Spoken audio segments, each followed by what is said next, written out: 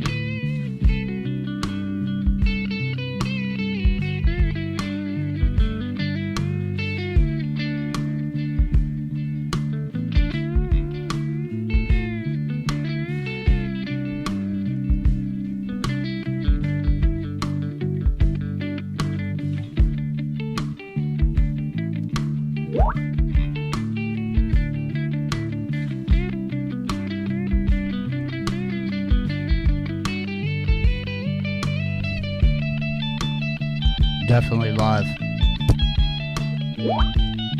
We're definitely live, so not sure.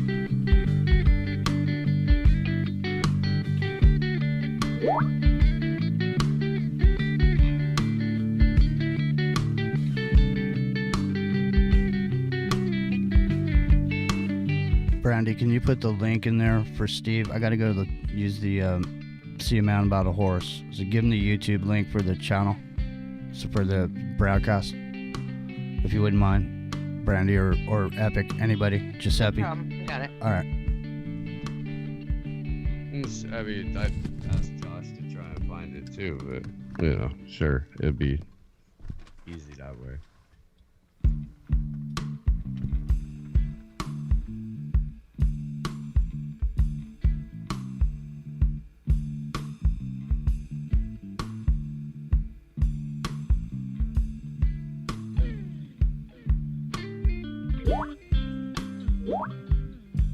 Thank you.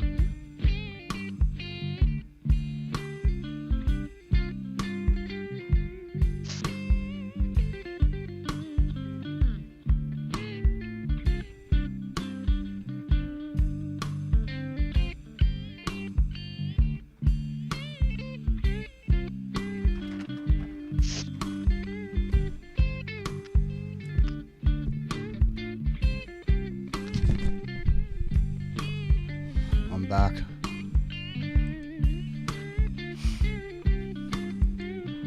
I'm logging into the chat room over there. Stand by.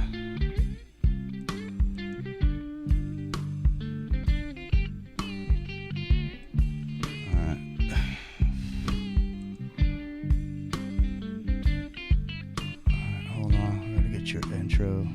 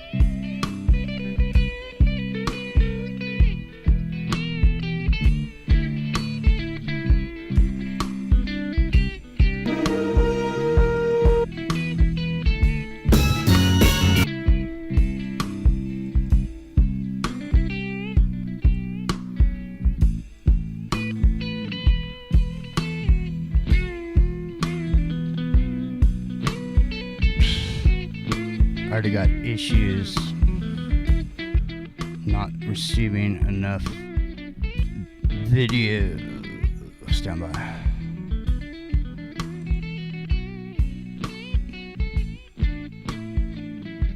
Interesting. Alright, well, that is what it is. I can't do nothing about that. Who's your daddy?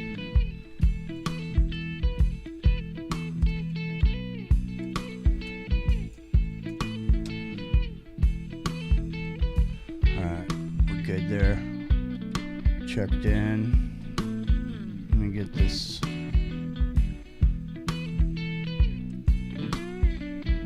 Alright, he's got 1,200 are still there. 5 minutes.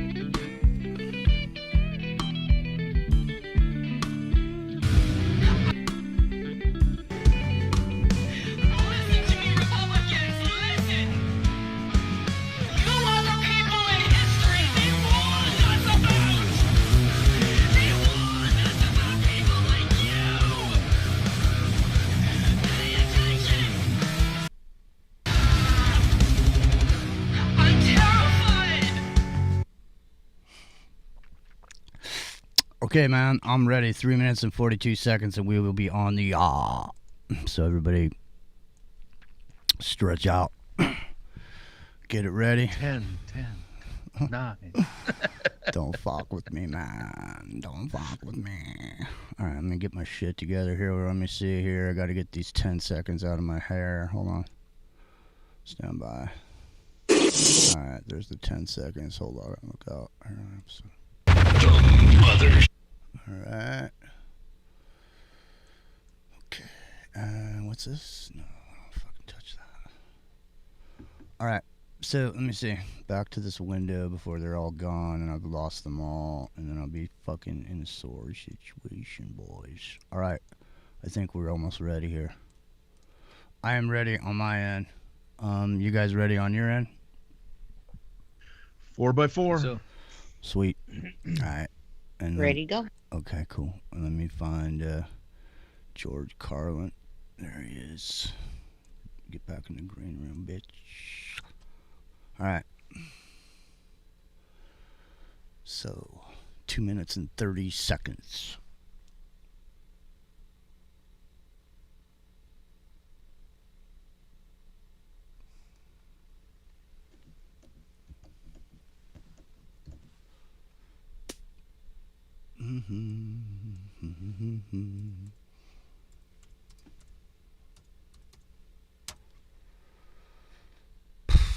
Hey, baby, driving me crazy.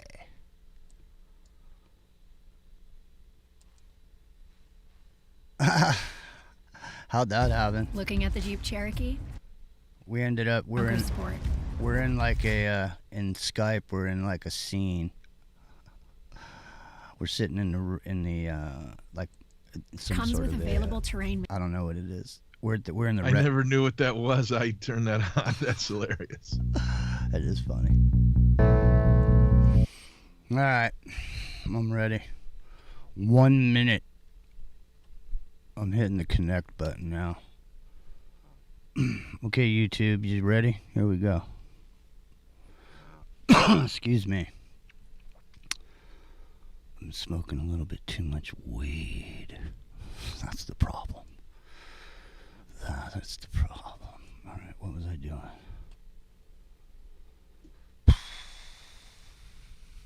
Anger management. Where is it? Boom. Okay, 35 seconds.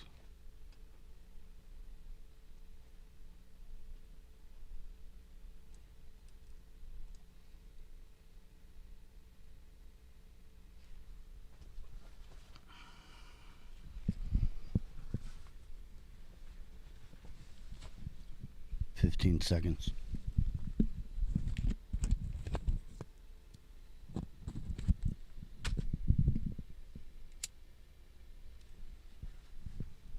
Three, two, one.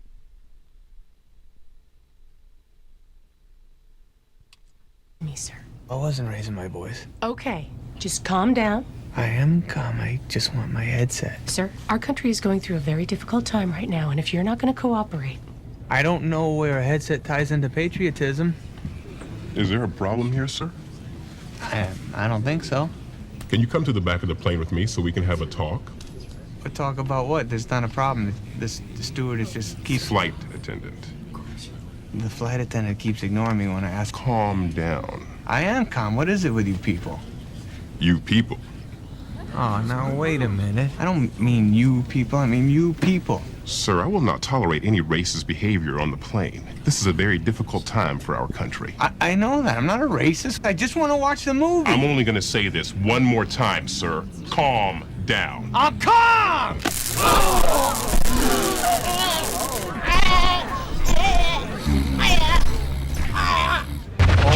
Mothership hasn't landed. Pirate Radio. Welcome to the jungle.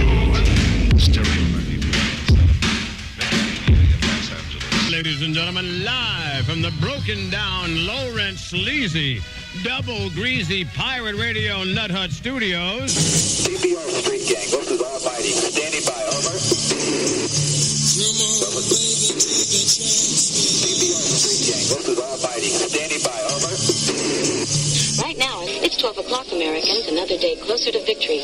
And for all of you out there on or behind the lines, Watch for now. Time's up. Wind is blowing cold and dark. On the road and no way out. Broken hearts, a smoking gun. On the run. On the run.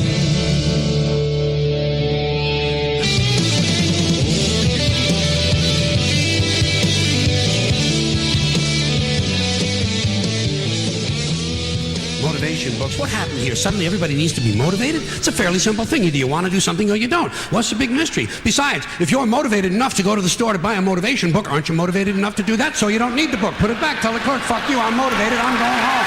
I'm going home.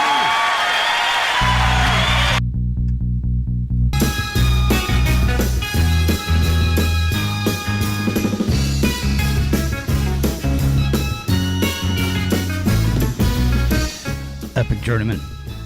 Are you there? Excelente. Well, I can barely hear you. Are you there? Yeah, I'm here. I'm on top of Mount Rainier in VR right now. Apparently, it's the high altitude's messing with our signal. Apparently, well, you need a satellite phone. That's the issue. Listen, we have no. That's right. I know we have no time to waste, man. And I'm gonna tell you right now, we're getting into it, ladies and gentlemen. Here it comes.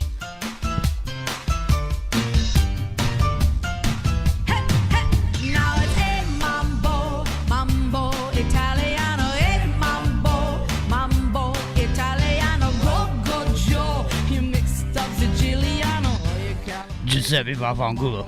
Are you there? I'm here. Excellent. Right on, man. Good to have you back. It's a long time no see. Glad to have you back. Yeah, man, it's exciting. I know. Well, you know, there's so much to get into. I mean, the world is literally going off the edge of the abyss, and you know, it seems like it's not a moment too soon. And Steve Poikonen from Slow News Day has got his finger on the pulse of America, ladies and gentlemen. And without further ado, I'm terrified. Listen to me, Republicans. Listen. You are the people in history. They warned us about. They warned us about people like you. Pay attention. We're losing our democracy. Wake up. that's Karen Metal. Wake up. But Steve Poikonen, are you there? I am here. It is an honor to be with you at the kickoff to Armageddon. I know. And the Rapture. I'm delighted. Giuseppe, it's fantastic to meet you, man.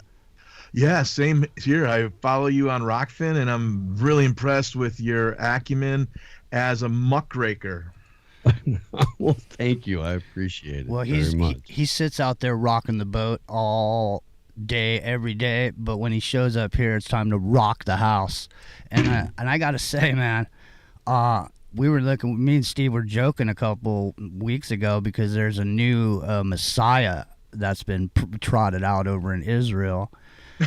and there's a bunch of, you know what I mean, and so it's interesting because, you know, these characters pop up over time and, you know, they gain attention, and it's just interesting in light of what's actually going on there in the present moment. Steve, what the hell's going on over in Israel, man? I mean, it's a culmination of a number of things, but first and foremost, there's slaughter of innocent people that's going on right now, and I feel like that needs to at least be acknowledged. That Gaza's an open air prison, and let's see, 2 days ago, 3 days ago, it was Ramadan was winding down. Al-Aqsa Mosque, which is the spot where I think it's the Temple of Solomon originally was, that needs to be rebuilt in order for like the rapture to really kick off. Stand by for a second, Steve. We're having problems on the transmission going out, so just give me a second for them to tell me in the chat room everything's going okay. Sure. I may have to kill this YouTube stream for a second if we don't clear up. So I don't know if the opening intro and everything, I don't know if they were hearing it. So there we are, everybody in the chat room. Let us know if we got this squared away. So I rebooted the broadcast platform. So let me know if we're good. It's Jimmy. It's in the microcosm. Yeah, man. Well, I don't know what to say. Can somebody go, Epic Journeyman, go over to Aftermath. You're playing on Aftermath. I just turned it on. Yeah, make sure it's clean. And what does it sound like on Rockfin? Yeah. Can somebody in the chat let me know, please? Yeah. So cool. Okay, so we look like we're good over there, Ryan. Thank you, appreciate it. So yeah, we're here with Steve Poikonen of the Slow News Day, and we were talking about the new Messiah there over in Israel that made an appearance about a month ago. He was drawing crowds, but the first thing I had to say was, you know, if he was the Messiah, why wouldn't Messiah have 20/20? You know, this Messiah is wearing some big Coke bottle glasses, so it kind of hit me, and I figured, you know, it's the Messiah. Maybe he's gonna have 20/20, but I don't know. Maybe I'm wrong. You know, there was a blemishless calf born. You know, there's the threat of the third temple. Rockets are flying everywhere over there. I mean, rockets, you know, not like, you know, giant scuds or anything like this, but these are rockets, but they're, you know, it's enough to, you know, disturb yourself while you're sitting there wondering what the hell's going on when you're sitting there having a cup of coffee and a rocket comes flying through your house. So, I mean, there's all kinds of crazy stuff going on over there. What's going on with the third temple, Steve? Well, it's let me go ahead and pull up the article here. Giuseppe Vavangulo, the third temple. Does this appear like everything's moving forward? Isn't it? I mean, isn't there some supposition that the third temple is already under construction at this time? Well, there are radical Hebrew sects, very, very far right, like the Chabad Lubavitch, who I thought Rabbi Schmierson was the Messiah. What the heck happened with that? And anyway, they've been jonesing for to destroy the Muslim mosque and rebuild their temple. They are like, they have a raging boner for that. I mean, and they actually have the building modular and ready to put up, and they just set the mosque on fire a couple of days ago. Oh, sorry, go ahead. Go ahead, Steve. Yeah. So I was just agreeing, but I mean, there's also, I mean, the relatively mainstream support for the temple movement. There was currently there's a member of the Knesset, at least one, Yehuda Glick, who was the founding director of the Temple Institute, which was like basically like the public relations front for the temple movement. Like, one of his good friends was I don't know if he was officially charged, but was responsible for the plot to blow up Al-Aqsa back in the 80s. But brought him on to the temple. And this is, I mean, not a member of like a splinter political party. This is the Likud represent. You know, he's in the Likud, and there's a growing mainstream movement around this. So it's no longer out of the fringe elements of the society. Like, it's been not only brought into the mainstream, but given like professional branding and a lot of resources. And now here we are. They were tunneling under not too long ago to undermine the foundation of Al-Aqsa so it would collapse. Oh man, I think that's an excellent point, Steve, that they have like moved the Overton window so far to the fundamentalist right that even in Israel, where there used to be intense opposition with about 40% of the population against this insanity, because they know what it's going to bring. They know it's pretty much going to start a jihad, a holy war. And so, but like everything, much like in the United States with the controlled media, the globalists control the mainstream media in just about every Western country, and they are able to shift this narrative to where it is the absurd, the far fringes, both left and right, but especially in this case right, appear to be normal when in fact they are not. No, I mean, you're absolutely right on that, and this is, it's something that, at least in terms of public policy, if not outright full-throated vocal support, this is something that the U.S. State Department is in support of. I mean, Mike Pompeo was on the record, you know, speaking about it in the affirmative. But I mean, what's his name? Antony Blinken, the current Secretary of State, is more of a publicly avowed. Well, you can't say Zionist, but you can say friend of Israel. No better friend of Israel. That's what you can say as a State Department official, and not actually, jump up and do the Joe Biden and I'm a Zionist. You don't have to be a Jew to be a Zionist, like what he did, screaming into a microphone, and now he's, ostensibly president. But Tony Blinken, more of an avowed quote-unquote friend of Israel than Mike Pompeo, which I find frightening on its face. Well, Steve, you're very active with the Anonymous group, and so we talked about it a while back about the cyber polygon tabletop exercise that was about to start. This was an all-out attack on the United States of America via the internet. Klaus Schwab had come out and said it was going to be 10 times worse of a contagion on the internet that we saw with COVID, and it would destroy the economy and all this. And now all of a sudden, we talked about it, 2 weeks ago, Cyber Polygon, and then we're getting closer to it. And I mean, it's coming up. And now all of a sudden, we got this issue with the pipeline, Steve.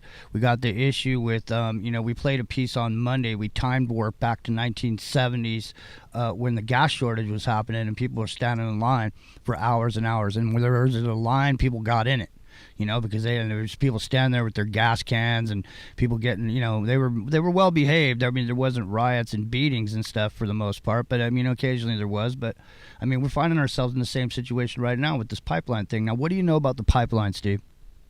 Well, there are a number of things about this, and if you've been watching Slow News Day at all, then since at least January we've been talking about the Colonial Pipeline because it has been leaking gasoline into a protected marshland right outside of Huntersville, North Carolina. Originally, it was reported at about 60,000 gallons. That number had to change to 1.2 million in February. My colleague at the MCSC network, Robbie Yeager, has been breaking all of this news. And they were due to, and hopefully still will, on the 29th of this month, report with a current estimate. They've got some really funny numbers going on. They had, just before they announced this hack, they had announced that they had reclaimed somehow with no proof 1 million plus of the almost 3 million gallons of gasoline that had spilled into and onto the ground, to the point to where the mayor of Huntersville, North Carolina, said it's under the water table. Colonial Pipeline, owned by Koch Industries, responsible for 10% of all pipeline infrastructure related accidents and spills, leaks, all that kind of stuff. So 1 out of every 10 guaranteed belongs to Colonial, minimum. This is where like everything starts to just sort of compile together, because just recently they announced that they had been victims of a ransomware hack. The organization blamed for the hack is this group called DarkSide, which we can get into here in a minute. I just kind of want to get through where we are currently. This group called DarkSide, how they operate is they create malware, they sell it to hackers. Hackers then throw it at whatever company, and they get paid to ransom it back. To ransom, the antivirus software is ransomed. So that's the exchange of money. DarkSide apparently are pirates. I'm still going to get into that. So hack takes place. They announce they shut down the pipeline. Now, the Colonial Pipeline is 5,500 miles long. It's responsible. This is right after, by the way, the entire pipeline was deemed to be faulty by PIMSA, the organization responsible for, making them report the amount of gasoline spilled in the first place. Right. The whole 5,500 mile pipeline was more or less like condemned, put on notice, Mm-hmm. So then they announced the hack. So the pipeline shuts down. Mm-hmm. Colonial Pipeline is responsible for about 45% of all of the gasoline that's sold on the eastern seaboard. Mm-hmm. That has resulted in, at least as of like noon, let me go to my notes here real quick. God damn it. Yeah, the thing about it is, with this, all of these things that I see, Giuseppe, across the board, whatever crisis has arisen its head, seems to fall directly in line with the 2025 countdown, with the measures, the global warming or the / climate change measures that we see. That this thing with the pipeline is gonna spur conversation about fuel. It's gonna raise fuel prices. It's gonna cause people. I'm getting there. It's gonna cause people to get used to higher fuel prices. Now we're already in a position where our supply lines are damaged from what's happened, and now you're gonna burden these independent truckers with a higher price for gasoline. Stuff's gonna stop moving pretty quick, Steve. Already is. We've got 2,000 gas stations out of fuel. That's from Zero Hedge.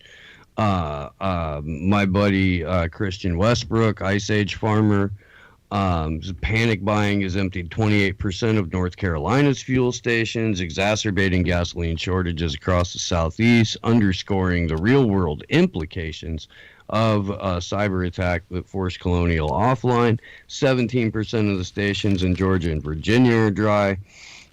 Major metropolitan areas have been hit with more than 70% of the stations out of gas in Charlotte, Raleigh, and Greenville, 60% in Norfolk and Atlanta. According to Patrick DeHaan, Gas Buddy's head oil analyst. We've also now got so the Coast Guard, there was a crack on a bridge over the Mississippi River in, I think Alabama, Memphis. Crack on the Mississippi, crack on the bridge. Yeah, I-40. Coast Guard shut down all freaking water traffic in Omaha. That's looking like they're going to have a food shortage. Meat prices tripled, oil prices, the 3-gallon jugs of soy oil that they used to get for $12, now like $34. Jesus. Jimmy and Steve, one thing that is so despicable about this scenario is they've known about it and had a way to fix it for decades. The industrial control mechanisms that are based on outdated tech that has not been hardened against cyber access, exactly the kind of controls that would allow a hacker to gain control of a shipping container vessel, maritime locks, the electronic grid pipelines. The mechanical controls are actually pretty simple and are generally controlled by antique operating systems buried under modern tech. So maintaining them now is a niche skill set that is dying out. And here's the key: replacing it is expensive, and these greedy SOBs don't want to do it. Just the way I've seen various sources that I trust say it would only take $5 billion to fortify the entire U.S. grid against an EMP. But you think anybody's bellying up the money? We got trillions of dollars for all this nutty stuff the federal government does, but we still haven't hardened our grid. It's a travesty. It is, and like I was saying, I mean, this scenario. Look, a bridge taken out. You remember G. Gordon Liddy?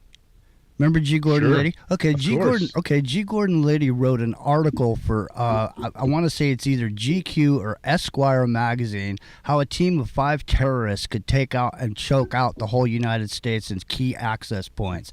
And one of these access points is a supply line for fuel. Okay, you have an electrical main grid, and then you also have all these other little items that, rail and everything, with all the things that were going on with the other pipeline earlier with the Native Americans, with the other pipeline that was going through. That pipeline's been shut down as a result of the new resident.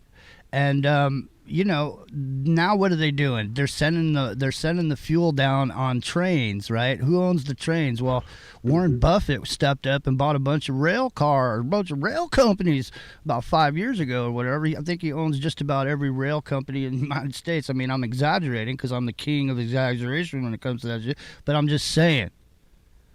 So, Steve, go ahead. Oh, no, I was just going through just through some more of this. Epic journeyman, are you not? The price of corn's spiking like across the board. Price of soybeans spiking. Corn that they use to make ethanol. Is that why? Because these future people, the people on the futures, they're going, wait a minute, fuel's going to end up. We're going to, blah, blah, blah. And they're buying commodities. They're buying futures on corn. When this happened last week, the news didn't really talk about it too much, Brandy. And the thing was, if you heard about this on Friday and you bought gasoline futures, you made a shitload of money on Monday. Because they didn't talk about it on the news really at all. They really make a big deal. I mean, they mentioned it, but they didn't let it They didn't let it fly, Brandy. Go ahead. I just wanted to say this is, I believe, another case of problem reaction solution, because as somebody in the chat room pointed out, here's a perfect opportunity to put truckers out of business and bring in the automatic driving trucks. What do you think about that? Yeah, I mean, that's a potentiality, because if you put these other independent operators out of business and you get everybody under the corporate blanket, then you can pretty much tell everybody what to do. These independent truckers, they do their own thing. They're like independent contractors, so they got to pay for everything up front. A lot of times they'll get deals, and they'll let them front out some gasoline and this and that, but you still got to follow all the measures. You still got to ride the speed limit and all this other stuff. So I mean, there's always going to be somebody sitting in the truck for at least for the time being. I mean, I did some work for Nextel. I installed some wireless gear at a company up in Nevada, and it was called Hodges Transportation. And what they do is they test vehicles, tires, motors, all the things for the federal government, is most of their contracts. And I was out there over 15 years ago doing this wireless installation out there, and they were running trucks at 70 miles an hour out on an oval track with nobody in them then. This was 15 years ago. So, moving into the future, the new Silk Road, the Belton Road project, all of these things are all going to tie into trucking overall. There's going to be a big a revitalization of trucking, but it's not going to look like it used to. Go ahead, Steve. Are you ready to? No, you're absolutely right. In fact, there's an entirely new form of trucking that the U.S. military has established in Syria. It's where Syrian farmers grow wheat, and then U.S. military convoys steal it and take it to Iraq. That's going on right now. It's coming out of Sana.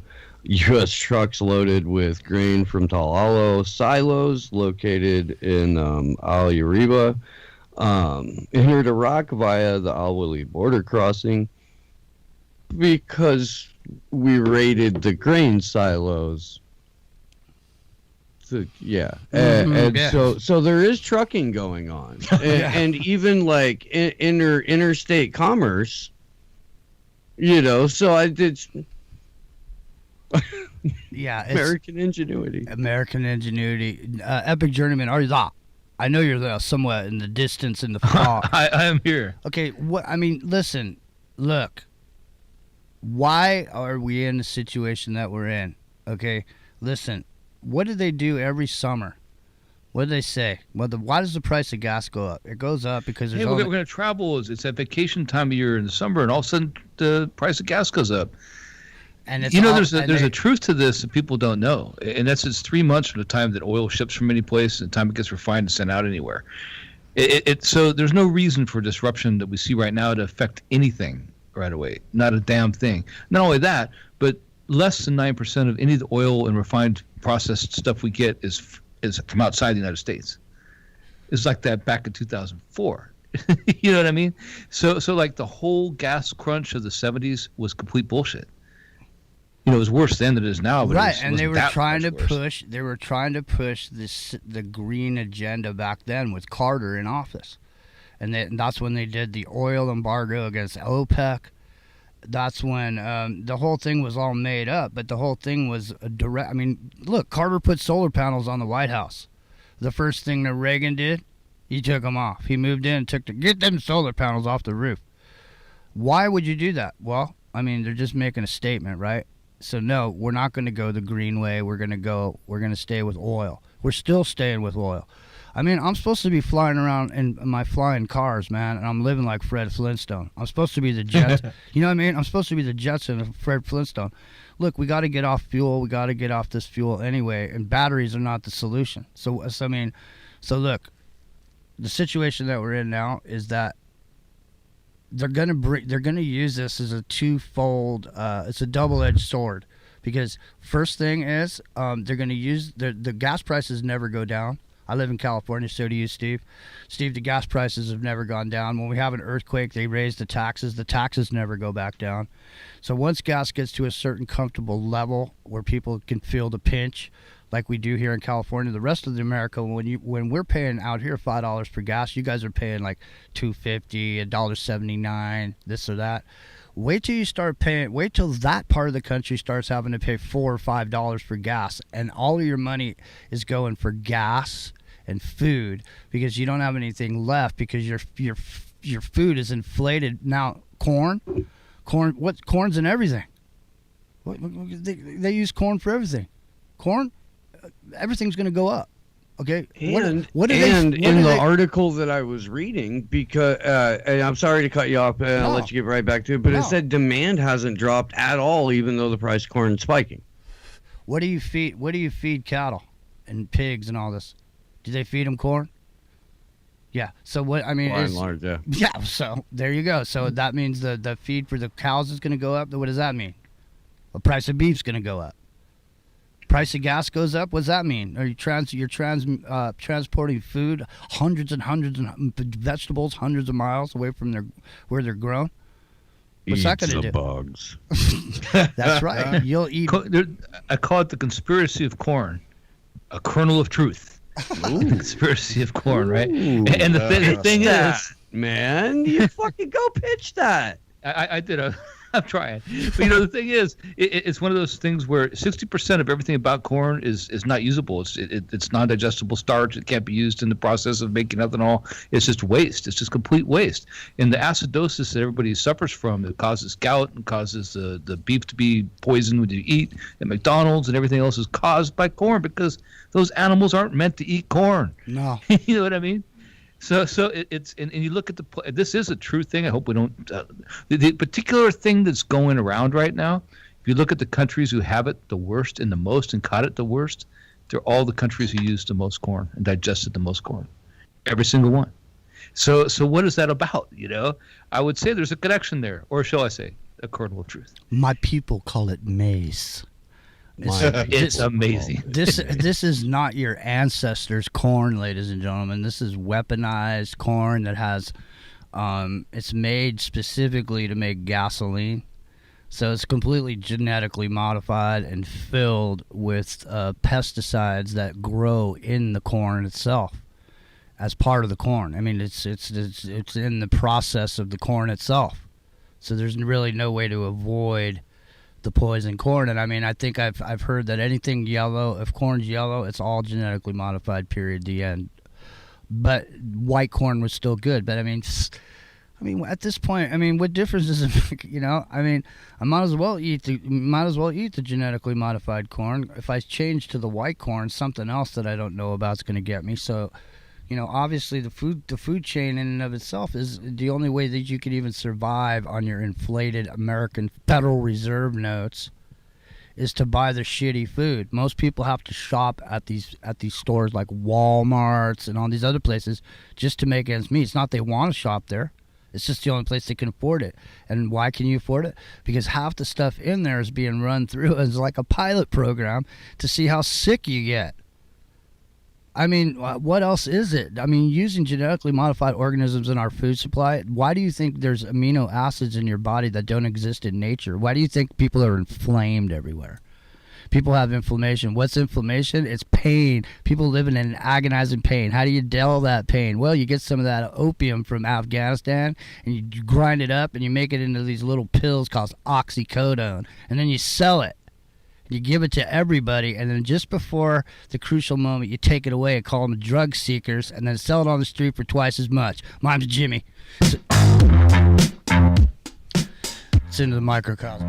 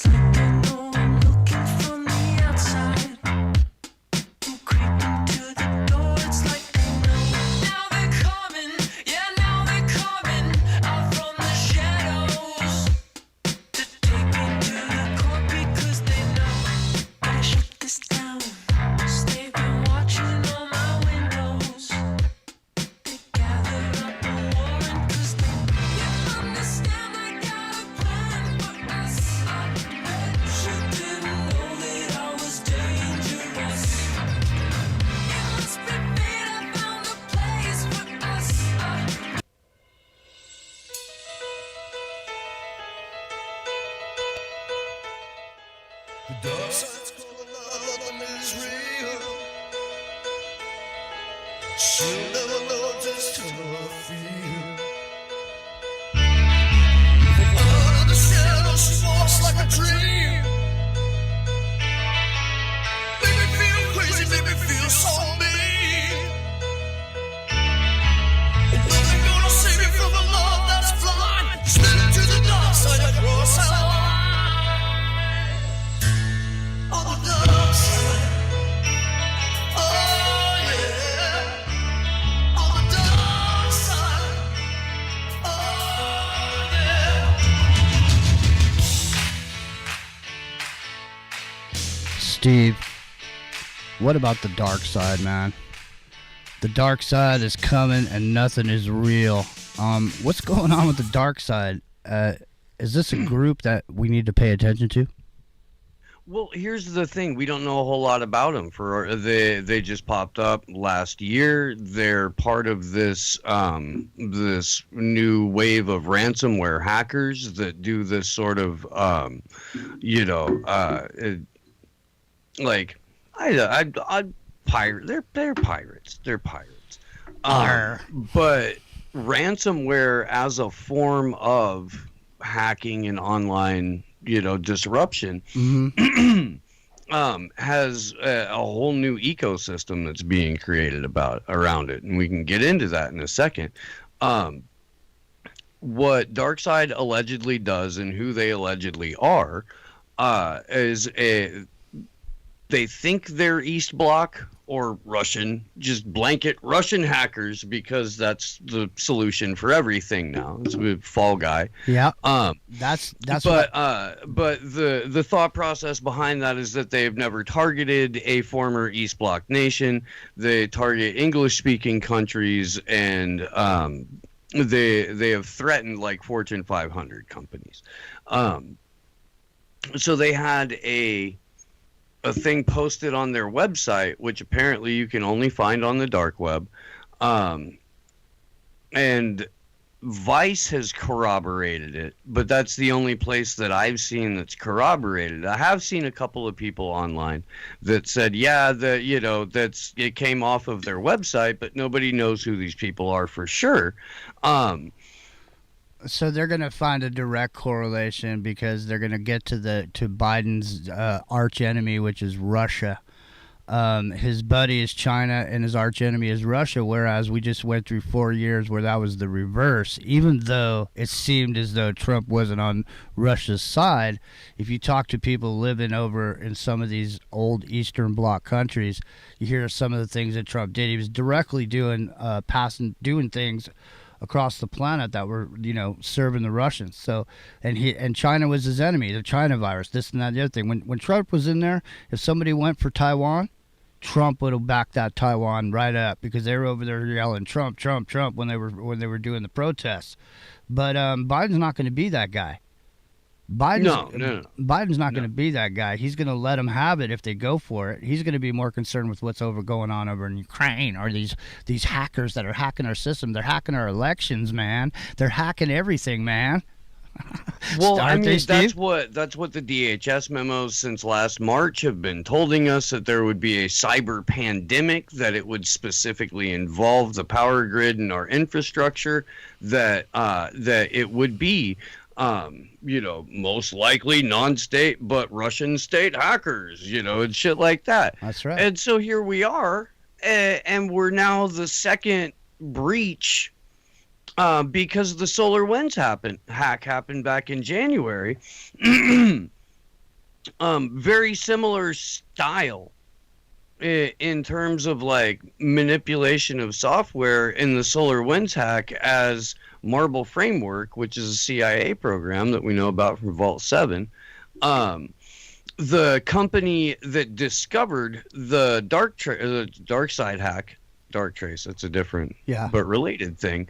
But related because it's Cyber Reason that said, oh we found out that it was Dark Side and it's them and we have confirmed it. Cyber Reason is another one of those Unit 8200 tech, Unit 8200 graduate tech startups. Mm-hmm.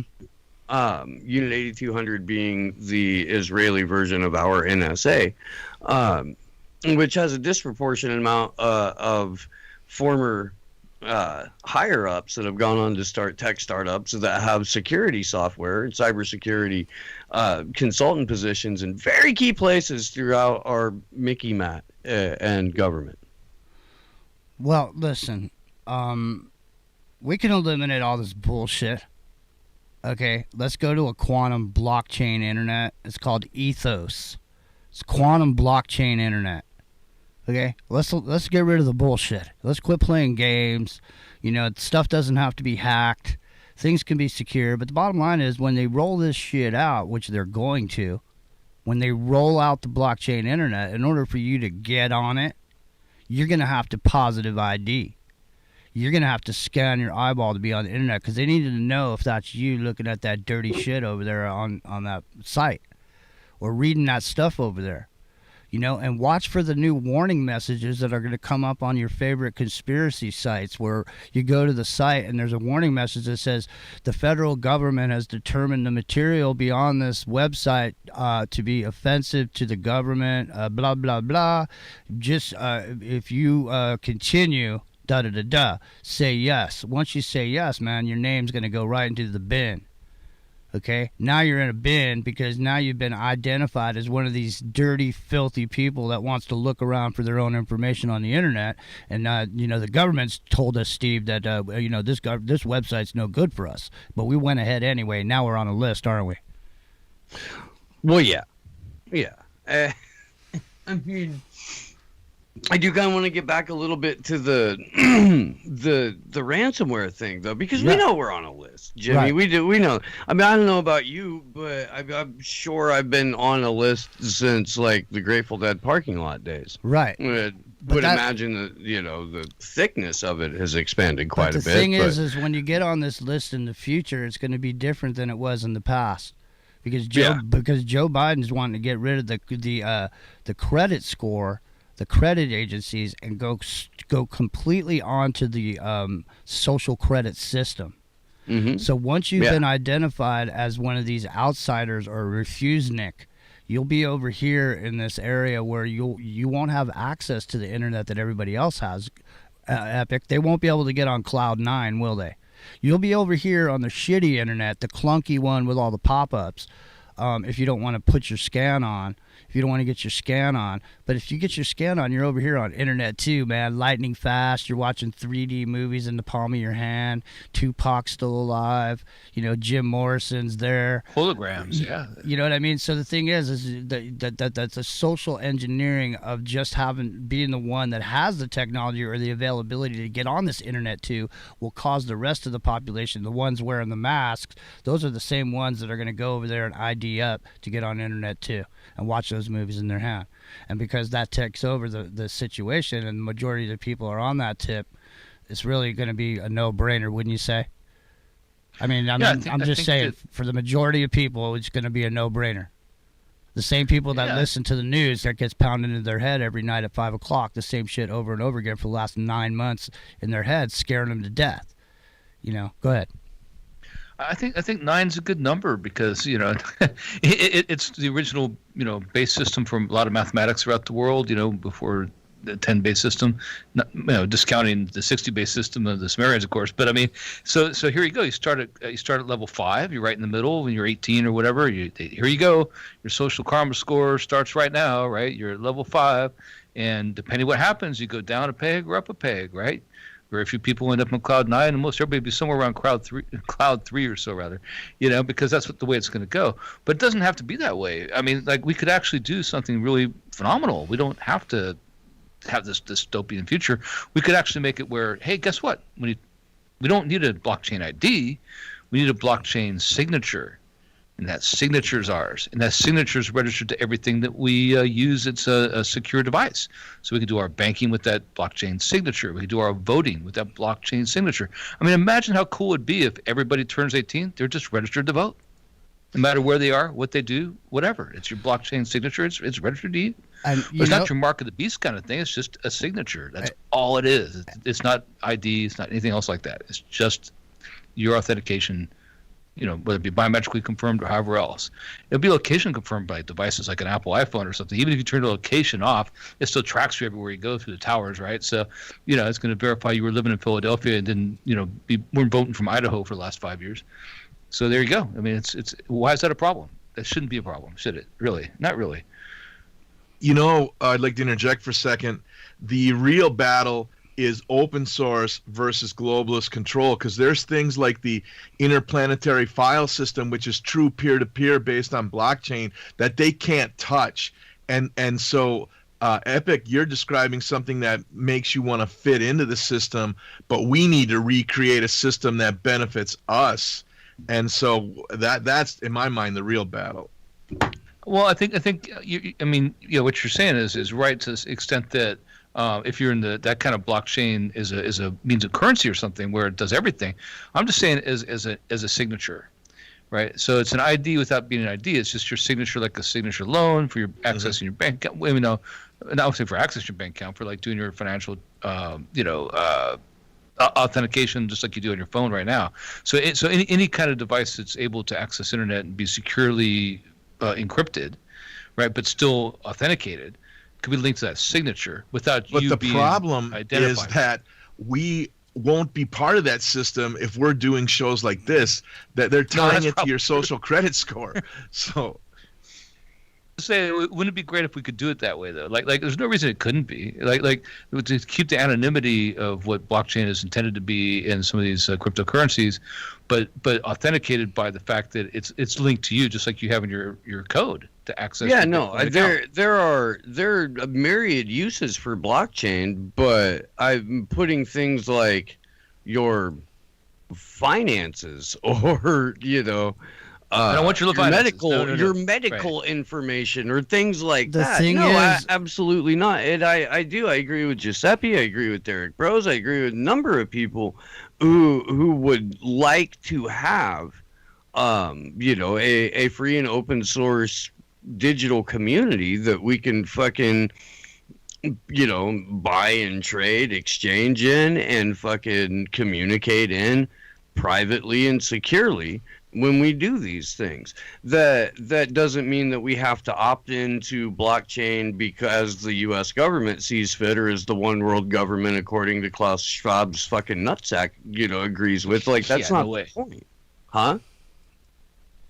I didn't hear what Sorry, I said sorry. No, no way. We don't want that. Like that's what I'm trying to make the distinguishing mark between. Like, no pun intended with the mark. The point, the delineation is that just like you sign back in the old days, you'd sign a signature loan, for example, and they compare that signature because that signature's on file. That's all you want it to be. You don't want it to be something that tracks you, that tracks your financial stuff, your whereabouts, any of that stuff. I mean, sure, they could back up and see the device, but you go to the device at home. Right. So anything that's linked to that signature could be used in such a way that. So how cool would it be to just be automatically registered to vote? So no matter where you go, you move to Florida, you can just vote in Florida, right? Why would anybody have a problem with that? The problem is if you link it to your medical account or to your financial resources, it tracks your data. You don't. That's what we all agree on, right? We don't want it tracking our personal data. We just want it to be our authenticating signature, like having a what do you call it? Go ahead.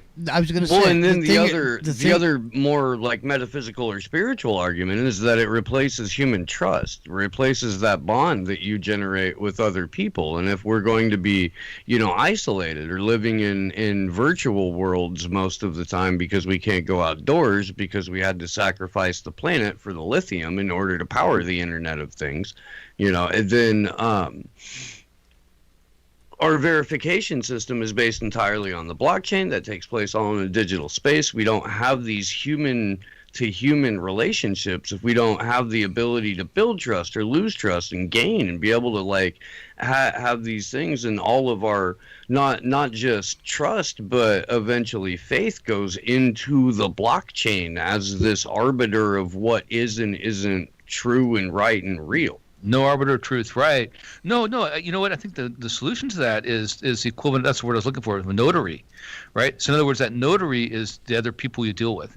So I go, hey Jimmy, hey Steve, I want to sign this thing. You can authenticate my vote or my whatever, right? So it does deal with personal interaction, and we're authenticated that way through our signatures, like a notary, but not on a open base kind of thing that anybody can manipulate. Well, so it's a difficult quandary, right? Because you don't want it to become that. You don't want it to become China. That's definitely what we're trying to avoid. This has the potential to change our world, and so resisting this resisting this is eventually gonna. It's gonna be for no. It's gonna happen.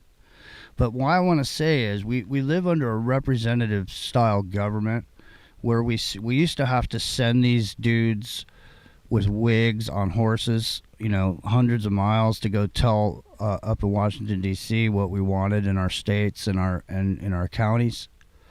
And with the advent of the internet, the system that we currently have with Congress and the Senate is really unnecessary. Because if we have a totally secure system where we're using the quantum computer and we're storing information on a space where no one could get to it except for someone with a quantum computer, and we're all using that quantum system, then we could vote on bills ourselves, eliminate these fucking parasites, man. Because these people do not have our best interest in heart. They're not representing us in the way that we want them to. They're representing. We have to get our voice back, and the only way we're going to get our voice back is to stop being afraid to speak out, stop being afraid of the consequences at that moment. Because if we don't, the consequences down the road for us and our children is going to be far worse. We can right now start setting up our own parallel economies and start working with people in our community, getting what we need from each other, from ourselves. We got to, pull ourselves up by our bootstraps and start getting creative. And we've been saying this for years, haven't we, Jimmy? Yeah, the thing is, look, our main issue with the people that are sitting up there is they're all corrupt. They go up there with nothing and they leave with millions if they ever leave. And the point is that corporations are not people. Okay, corporations are not people, and the reason that you have lobbyists sitting up there, 3 for every congressperson up there. There's 3 lobbyists for every congressperson. Well, the thing is because corporations are people, they get to lobby their government just like we do. except for we don't have the time and energy and the wherewithal to be able to go up there and lobby our congressmen and our senators about anything because we have to work every day. Meanwhile, these corporations are paying these guys, between $60,000 and $120,000 to go up there and sit in offices all day and give guys Rolexes and take them out on, expensive lunches. That is not in the interest of the people. The interest of the people are not being taken care of. And if they were, okay, we wouldn't be in the situation that we're in. A situation where we're in a world where cognitive liberty isn't even on the table. It's not even up for discussion. Okay, the behavior modification complex is running wild, man. And once the shit is out there. It's granddaddied in. It's in a pilot program. And once it's out there, the horse is out of the barn, like wireless. You're sick and tired of it. You're scared of it. You don't like it. It's giving you cancer, all this stuff. It's too late. It's too bad. Then nobody cares. People would rather get cancer than get rid of their phone. I know that for a fact because I went around talking about it when I first got in the alternative media because I built cell sites. And I personally got cancer from working with it. So it's like people won't give up their phones. The horse is out of the barn. The market of beasts is going to come, if that's what you want to call it. Let me just say this. Let me just throw a hypothetical out to you guys here on the panel and you, Brandy. What happens if you go to the ATM one of these days and it says, "Oh, sorry, you have to go in and see the bank." And you go inside the bank and they say, "Yeah, we just transferred over to the new digital dollars. You have 30 days to trade in your Federal Reserve notes for digital dollars, and in that time you can trade it in. We'll give you dollar for dollar." If you wait past that 30-day period, your money's only going to be worth 50% of what it was worth before. And you can't get the digital dollars unless you scan your eyeball and prove that you've been vaccinated. So you're not getting your money out of the bank, period, unless you prove that you've been vaccinated, pony up for the retina scan or whatever else it's going to be. And if you don't want to do it, that's fine. You can keep your Federal Reserve notes that are going to end up being worth nothing after 90 days, and you'll be over on the shitty, clunky internet over here with all the rest of the refusenicks, and everybody else over there is willing to sign up for the program. They're going to be over here, like I said, watching 3D movies on the palm of their hand in the train as they're going to their shitty, low-paying jobs. Okay. That's their choice to do that. Right? You take your cash money, you buy whatever you can to get the fuck to your community or stock up on, XYZ and fucking hope that you built your mutual aid and trade networks up well enough before all of this to where you've got your counter economics working and you don't have to take part in their fucking track chase, blockchain, fucking transhumanist shit show. I know. And the thing about it is though, like I'm saying, it's real easy to tempt people into the situation.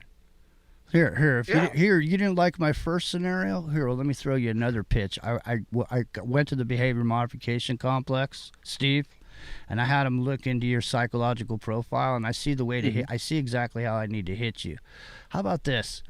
When you come in that day to the bank, instead of me giving you dollar for dollar, how about this? You had 10 grand in the bank. If you take my new digital dollars, you'll have 15 grand in the bank. Can I get your retina? Pass. Can I get your retina scan, please? No, sir. Okay, see, that's what they're going to do. You got to say it right, man. Get the retina scan, please. Yeah. I am seeking, yet I am not finding. No, listen. No, I mean, I see what you're saying. I do. And look, I promise you, if some of my crew figures out how to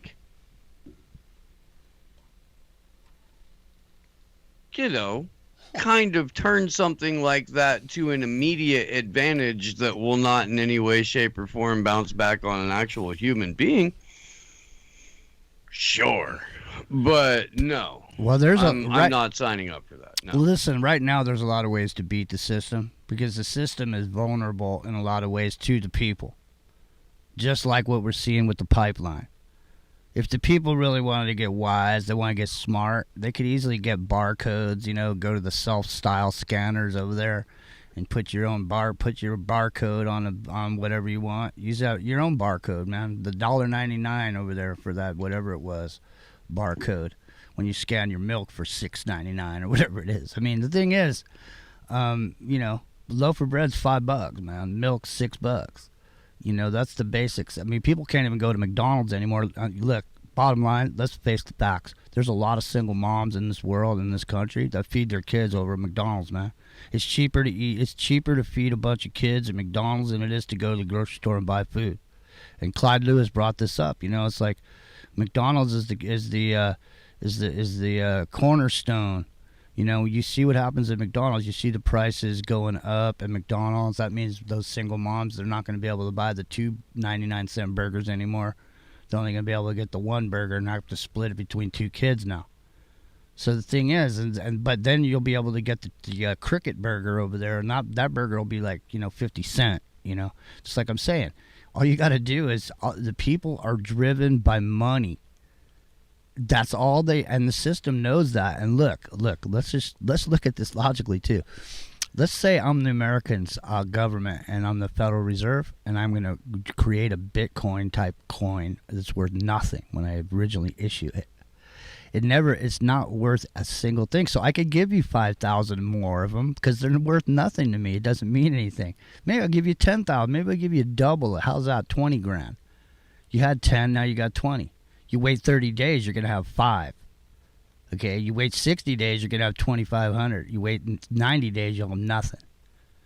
The thing is as we use it, okay, when the people that say yes start using that fake money that didn't exist a moment ago, had no value, as soon as you start spending it in the system and people start believing in it, what happens? That's what happens. It comes value, doesn't it? And all of a sudden, that money... got Bitcoin visas now. Do they? Yeah. It was a YouTube ad for me.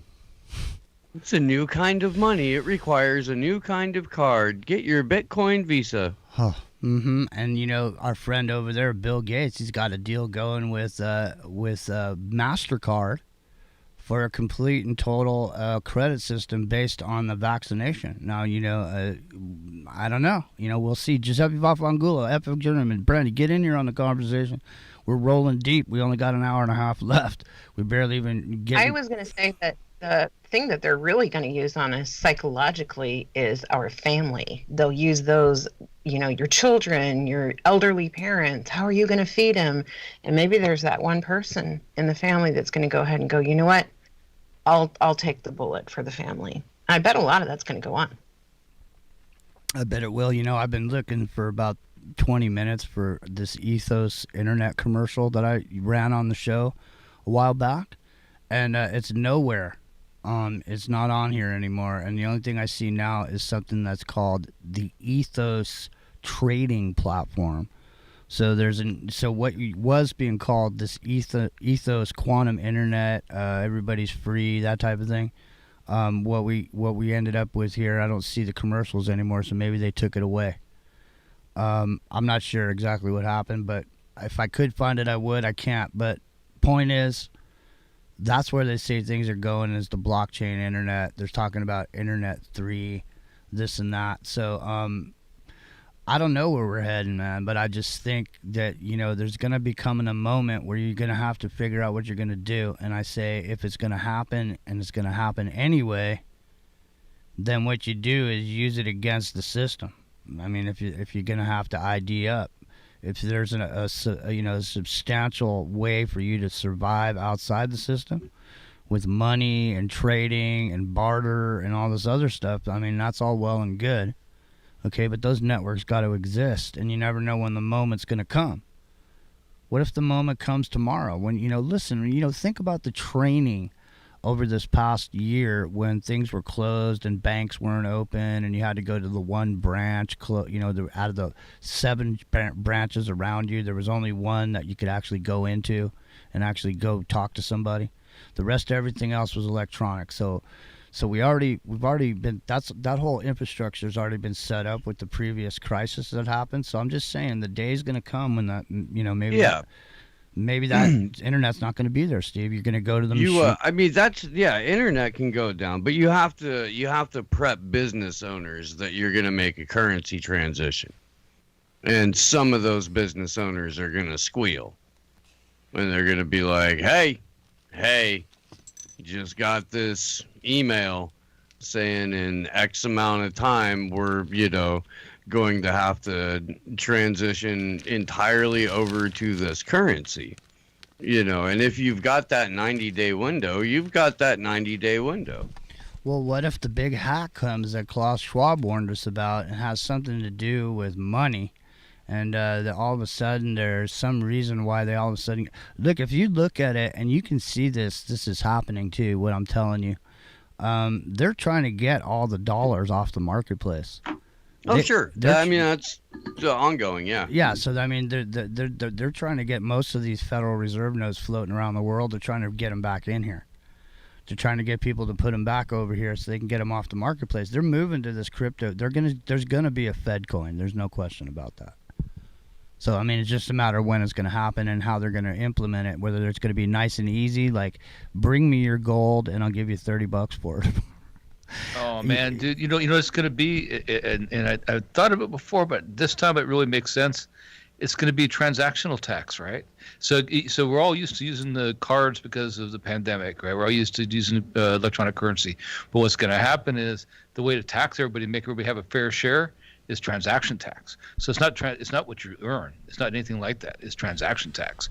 When it goes crypto, when it goes all electronic, then there's transaction tax rather. So when you buy that Big Mac, even though it's a cheap thing, the way to feed your kids, you get your transaction tax. When you buy that yacht, you get your transaction tax. It's a way to track everything and tax everybody fairly, and that's how it'll be sold. It'll absolutely work, and people will embrace it 100%. Giuseppe Vafangulo, you still over there somewhere? Yeah, I am. I'm listening. This is a fascinating discussion. To me, you're absolutely right, and it depresses me that literally millions of normies and Norman sheeples will be moved into, especially the working class. What's left of it is gonna be moved into the digital super easy. But it's people like us. We need to develop and support a gray market where you're growing organic food, you barter, you maintain a very distant presence within this digital world, and you have a robust life in the real world, the gray market real world that has nothing to do with this enslavement. We have to ping it, right? Like that's what's weird. Like to make it work, we're not criminals. Basically, the way it would work without even going to that whole ideal of the mark of the beast everybody's so afraid of, and rightfully so, you'd have to ping it every once in a while. So your identity is pinged just enough by buying those French fries one day that you're gonna throw away. They say, hey, this guy's still around. You know what I mean? And everything else is on your on the download gray economy with your bartering system. Right, it'd have to be something like that. We'd have to have that almost in advance. So how we're going to do it will be just enough to make our our good citizen credit be just enough that we're out there and about, right? Not do anything criminal, and then meanwhile, everything else we do is off the books. Well, we have pre-crime and we have thought crime. So I don't know, but no, we were talking about this the other day on the show that you don't have to ban cryptocurrency. You don't have to like make it illegal to use decentralized coins. All you have to do is make it so that you can't exchange them without paying a fucking ridiculous gas fee.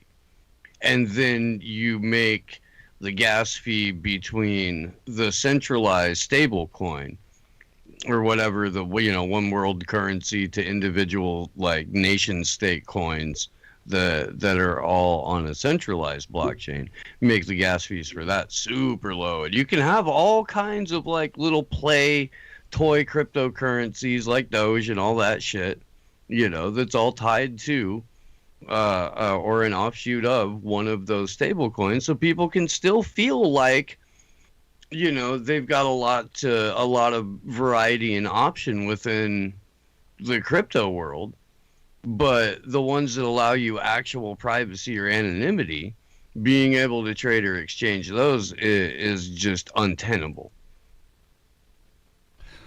Well, I'm sorry. Go ahead, Jimmy. Go ahead, Epic. I'll come. Do you think that, like, I'm making an equation in a way, or I don't know, that's probably the wrong word, but a comparison, where what we're talking about is faith, like how all currency is faith based, And so what we're talking about now is a way to increase the value of your currency by the faith you put in it, right? Strictly, like all these fiat currencies are faith-based. So when you make a cryptocurrency, the ones that get the most play and the ones people trust and believe the most become a faith-based currency.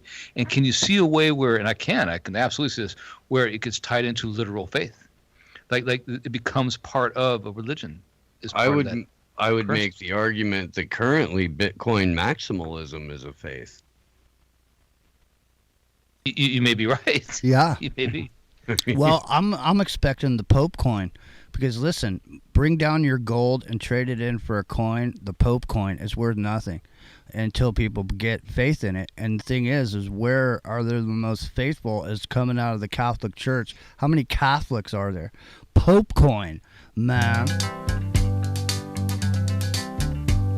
We're caught in a trap. Did you hear about the guy running against Gavin Newsom in California?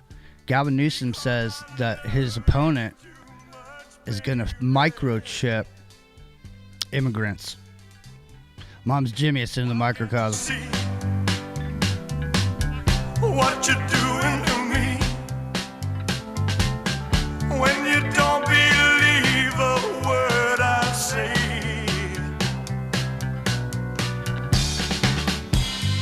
We can't go on together with suspicious minds.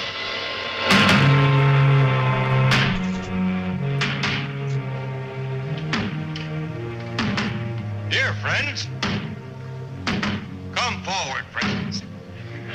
Step forward. I bring you a message. A message few of you will be able to believe. A message of great importance. A message I alone was able to read in the fires of the universe. But be not afraid, my friends. I also bring you the means with which to save yourselves. Save us from what? From the end of the world, friend. People that are just looking for Which I don't expect you to believe. But the rest of you, those who want to be alive tomorrow morning, I will tell you tonight. Remember that. Bring your friends here. I'll tell you tonight so that you will be able to prepare. What are you selling, mister? Snake oil? The world will come to a flaming end at midnight tonight. Without my help and knowledge. Boots are gonna walk all over you. All the leaves Mom's Jimmy. It's in the microcosm.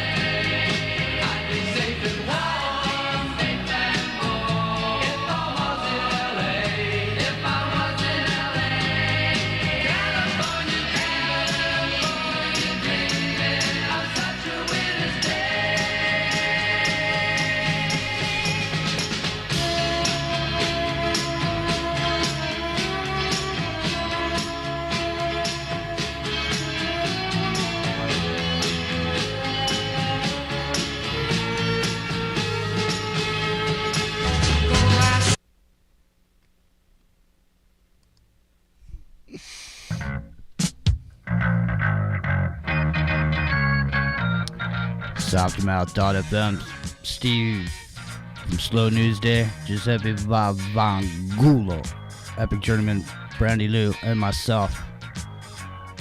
Listen, they want to microchip the immigrants. Strolling along, minding my own business. Well, there goes a girl and a half. She's got me going up and down. She's got me going up and down.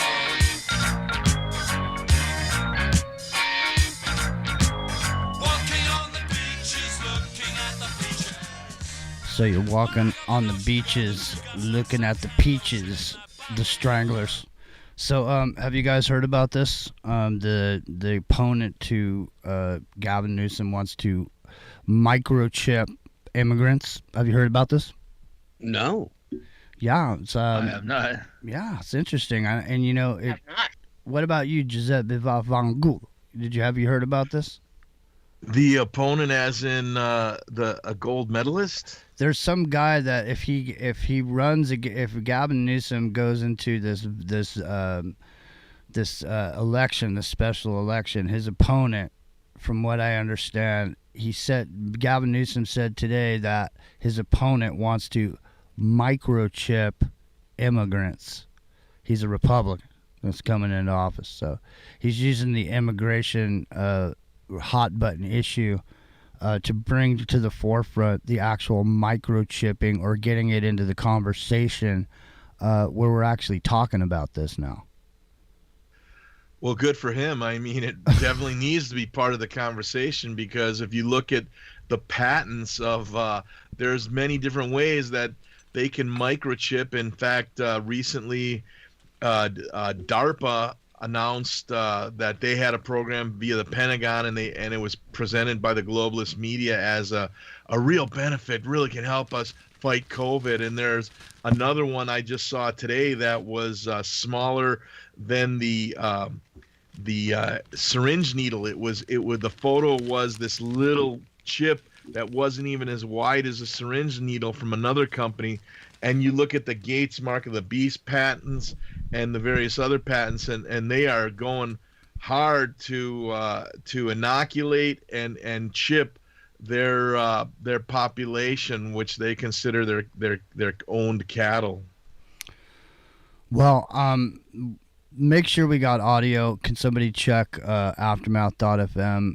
Make sure we got audio going out. Smurfer Girl says no audio, but yeah, well, the thing about it is that the time has arrived for us to start having a discussion about what a realistic immigration program.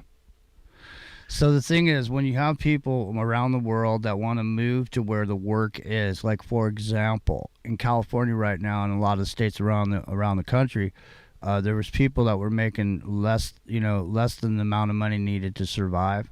And now, as a result of these measures, they've gotten this money. And because they've been getting this money, they seem to be having a big hard time filling these jobs out there. Nobody wants to go back to their shitty job because they're making money. They're making money the way they are. But that's part of the plan, Jimmy. They want to eliminate the McDonald's worker. They could already have robotics that could do it better and more efficiently. They're trying to move these people to get them enjoying that check, and then the Joker said, it's all part of the plan. Right. Well, so the thing is that you have these other people that are standing over here at this imaginary line drawn by men that doesn't actually exist. They want to come here and do those jobs that people don't want to do. And so if they could come here and make the money and do those jobs, then you got to keep your money that you're making now because you're a non-essential employee. So all of a sudden you become, all of a sudden you see all of these measures have fallen into place, man. Universal income, boom. Gas shortage, gas prices going up, boom. Global warming measures, okay. All of this shit is all. The diabolical nature of this master plan could not have been thought up by a human being, without a doubt. Because all of these things are coming to the same place. We're ending up where they wanted us, even though we didn't go there because we wanted to get there. We went there because of all the crises and the mitigation of the crisis with the measures that were already standing there with their hand out ready to go. Well, exactly right. Think about last year, the asswipe shortage, right? All of a sudden, everybody's freaking out. I got to buy myself some more Charmin. And now this year, it's the gasoline shortage, which there really isn't as epic outline that the supply chain is such. But boom, there's something called operant conditioning by B.F. Skinner. And the most effective way of operant conditioning is not routinized trauma where the monkey gets shocked every 2 minutes on the dot. It's intermittent trauma when the monkey never knows when the next shock is coming. And so that is exactly what is being done to the American monkey population. This is what we get into a little bit when I start to talk about manufactured confusion on the show, because easiest way that you can control and manipulate a large population is to keep them constantly confused. Hit them with a barrage of fear porn, hit them with counter reinforcing propaganda, and keep it like keep the confusion going, but make the direction, like when you're actually forcing people one way or another, incredibly sporadic while politicizing everything and making everything a wedge issue. That's exactly right. Believe the science. Trust the science is settled. Fucking Neil deGrasse goddamn Tyson has 5 rules of science. Have you guys seen this? No. No, but so we played it. We did it on the show. It's like it was set to a cartoon when he was hosting Cosmos. But I'll read them off here real quick. Well, hey, the thing is, man, if you can't ask questions, it ain't science. Period. The end. Well, period. Right? That's my one rule for science. Can I ask a question? So Neil's 5. Number 1, question authority. No idea is true just because someone says so, including me. The me in this situation would be rock star, astro, celebrity physicist Neil deGrasse Tyson. Number 2, think for yourself. Question yourself. Don't believe anything just because you want to. Believing something doesn't make it so. Question 3, test ideas by the evidence gained from observation and experiment. If a favorite idea fails a well-designed test, it's wrong. Get over it. Number 4, follow the evidence wherever it leads. If you have no evidence, reserve judgment. And perhaps the most important rule of all, number 5, remember, you could be wrong. Even the best scientists have been wrong about some things. Newton, Einstein, and every other great scientist in history, they all made mistakes. Of course they did. They're human. Neil deGrasse Tyson would be canceled for saying that out of context right now. Right now. If a video circulated of him saying that and like I posted it, or like Del Bigtree posted it. Yeah, man. I mean, Neil deGrasse Tyson. They would turn on him. Well, if he's they in the thought club that now, had so he probably anything to would do with fucking the jab. I was just gonna say he's in the club now, so he'd probably deny saying that. Because back when he was hosting Cosmos, he was more like a D-list celebrity. You know, he was kind of a novelty, and now he's in the club, and he's like Bill Nye, the not really science guy. You know, they're celebrity scientists now, and yeah, man, the level of mind rape never stops. And that's what's so discouraging. And even when you think that you have some of it figured out, they're coming at you with 5 different things from 5 different directions. And it just never stops. It's so malevolent, so truly dark evil that people like us, we monitor it, we try to report on it. And it wears you down. It wears you down. I just want to say that I like that term. I don't know if you just coined that on the spot or it's been around for a while, but celebrity scientist is a great term. Yeah. I just made it up. Yeah, that's a great term. It's a great term. So Steve, manufactured confusion. So I mean, this is part of keeping somebody off balance, just like when you're playing poker, when you put somebody on tilt. When someone's on tilt, when someone's off balance, they can't make a good decision. And to keeping us on tilt, is this kind of the premise behind this this confusion? Well, just try consent was already manufactured. Right. Like, and it's funny that the dude who made manufacturing consent famous is now like abiding by every single tenet that he laid out in it. Being the nice, little like gatekeepy entity that he is. But if not before, by the time the ink was drying on the Patriot Act, consent was manufactured. So the primary function of the media since is to keep people in this state of manufactured confusion. And we went from anthrax scare, and there's Al-Qaeda hiding under your uncle's bed, to a bunch of different, like, not really pandemics and financial collapse, and just one thing after another,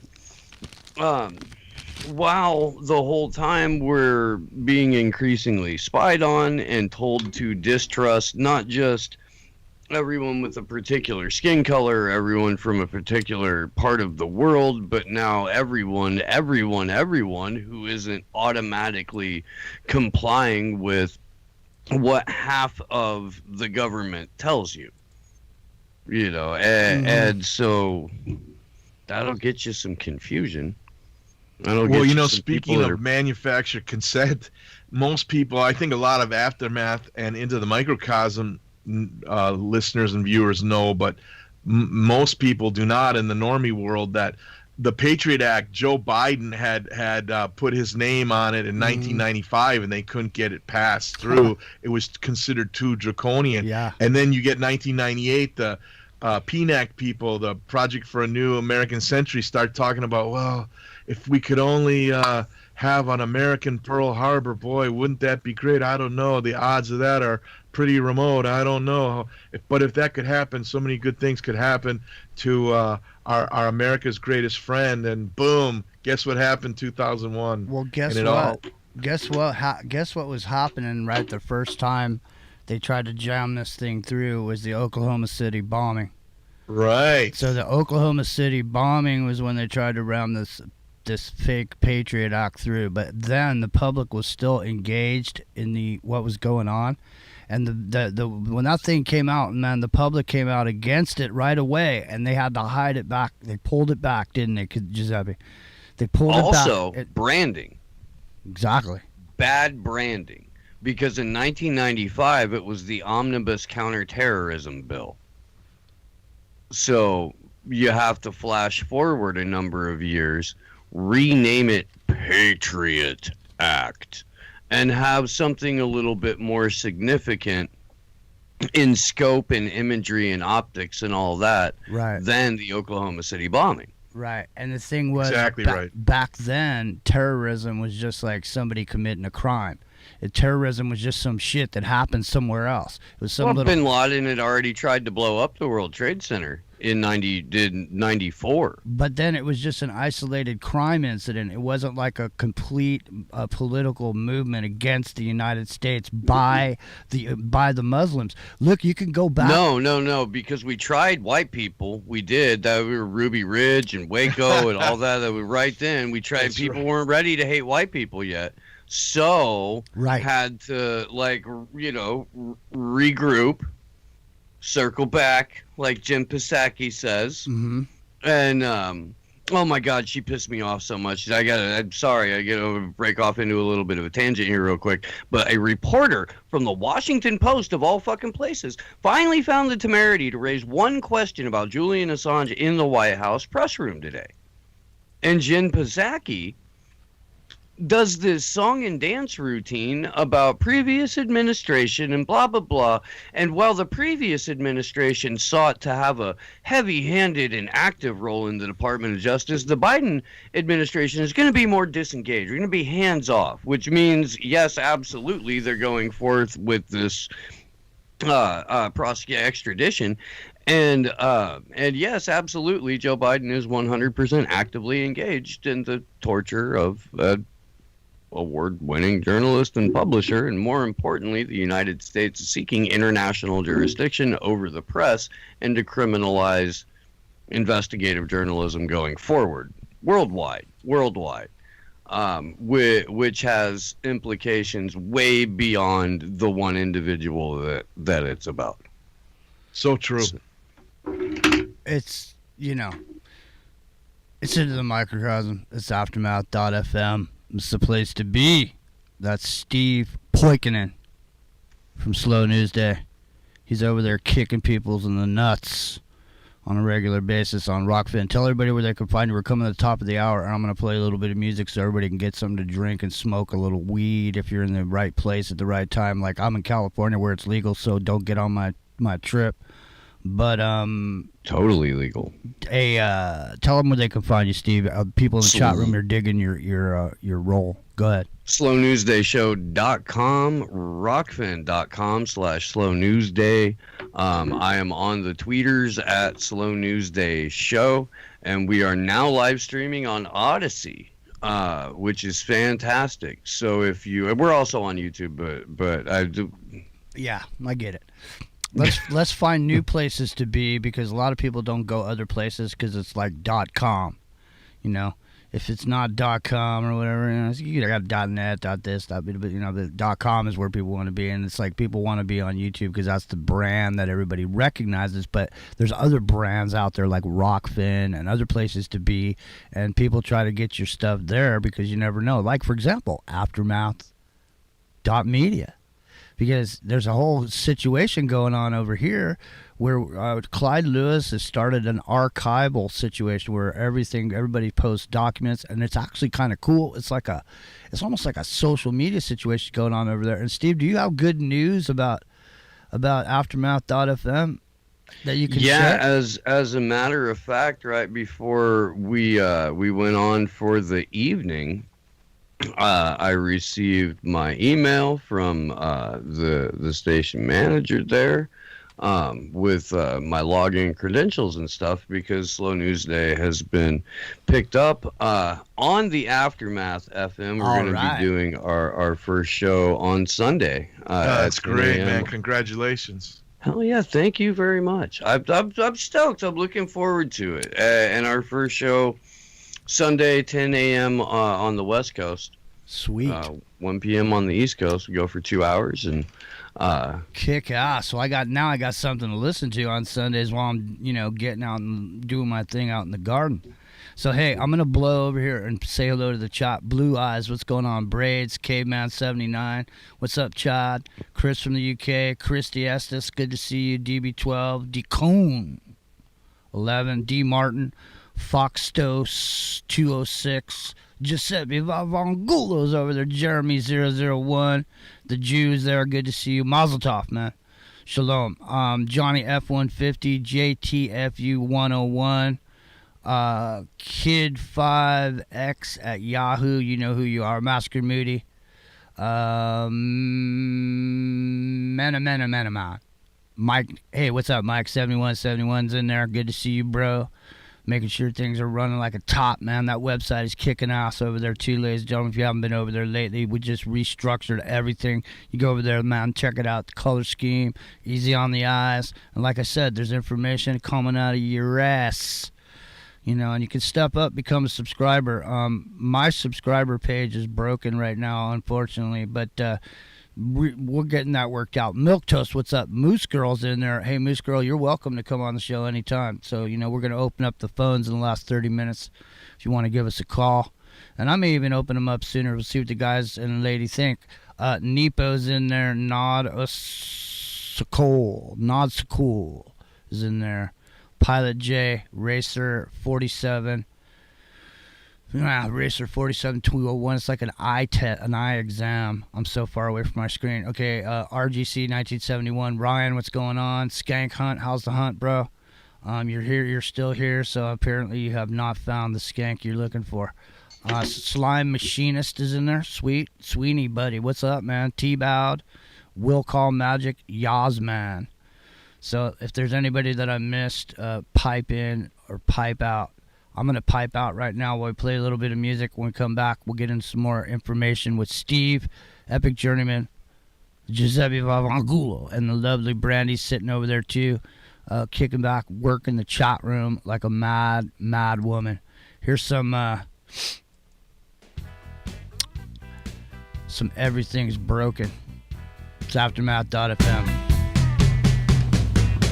Broken line and broken string, broken threads and broken spring, broken arrows and broken heads, people sleeping in broken beds. Ain't no news of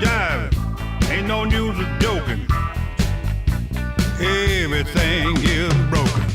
Broken bottles and broken plates. Broken switches and broken gates. Broken dishes and broken pots. Streets of fear with broken hearts. Broken words never meant to be spoken. Everything is broken.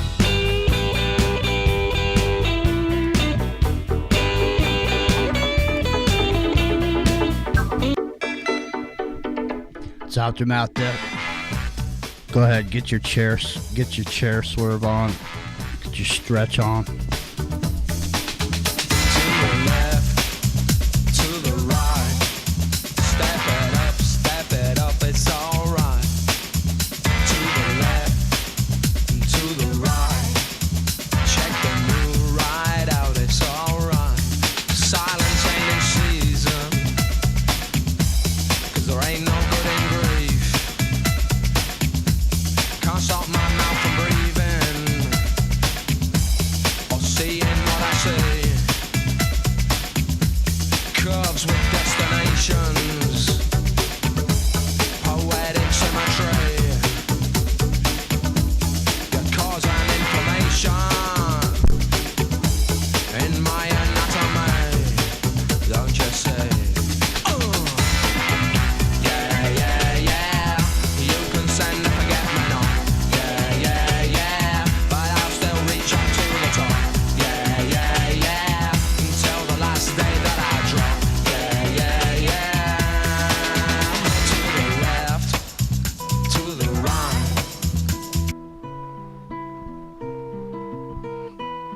626-999. 4761. 626. Sure, I need some stuff to do. Sometime never gonna be too soon when I see one. 999-4761. 626-999. 4761. Little Barry, thinking on the mind. Think I'm lonely where you ride. World is loose and it cuts me down. Gleaming soul in a washed up town doesn't mean much. Yeah. Hey, said you wanna be my friend. Could you ever know I'm tongue tied, sitting out a season? Never know nobody have to end me, end me. But first it'll piss you off. Hey, bad bitches wanna be my babe. Hey, hunt me down like the CIA. Hey, side of my car trying to see my face.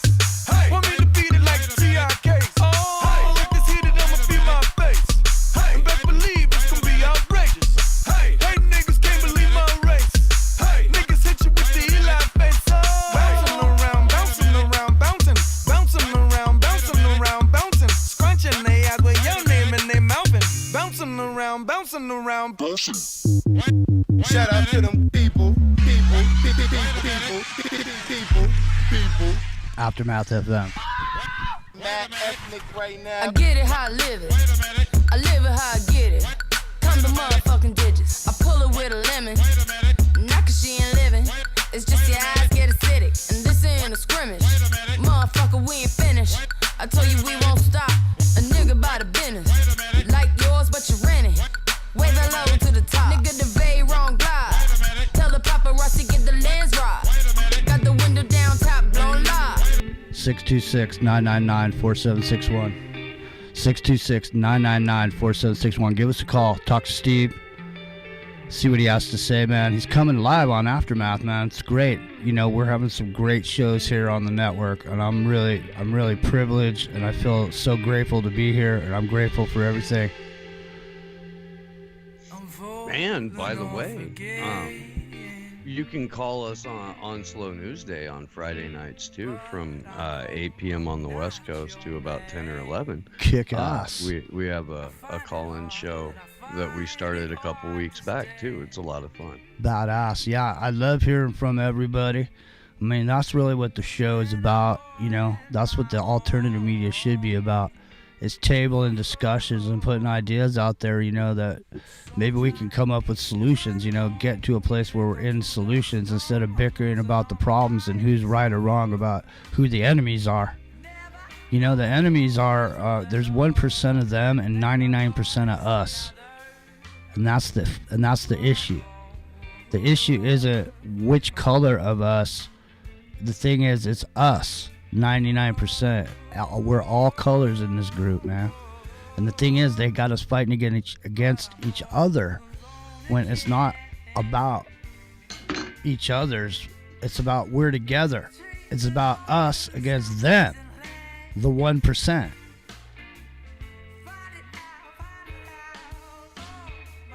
It's a band called Great Gable, song called Drift. 626-999-4761.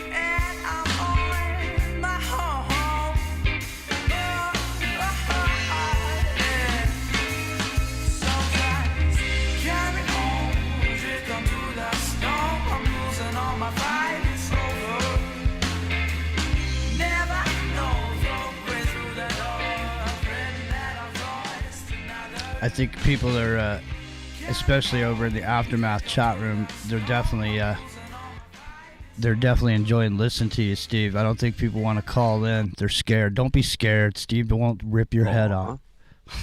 Steve won't get you. Come on in. 626-99.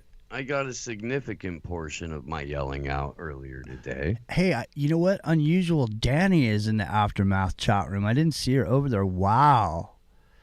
She'll be back. Yeah, she'll be back tomorrow night, ladies and gentlemen. Wednesday's her night off. She's got stuff to do. And I see her. I see.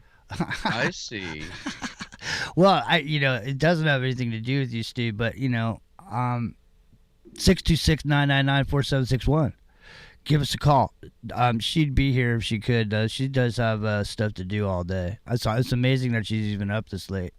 But it's good to see you, Danny, and you're looking fabulous. In the chat room over there. That number one more time, please, Jimmy. 626-999-4761. 626-999-4761. Give us a call. And in the meantime, let's do this. Steve, we heard from you a little bit there. We haven't heard from Giuseppe Valvangulo. Giuseppe, what is on your radar? Because I know your show's coming up in 2 days on Revolution Radio on Friday at 3 p.m. Pacific. The Perfect Triangle, Studio A. And you've got a whole host of guests, and you've got a whole host of topics that you guys get into.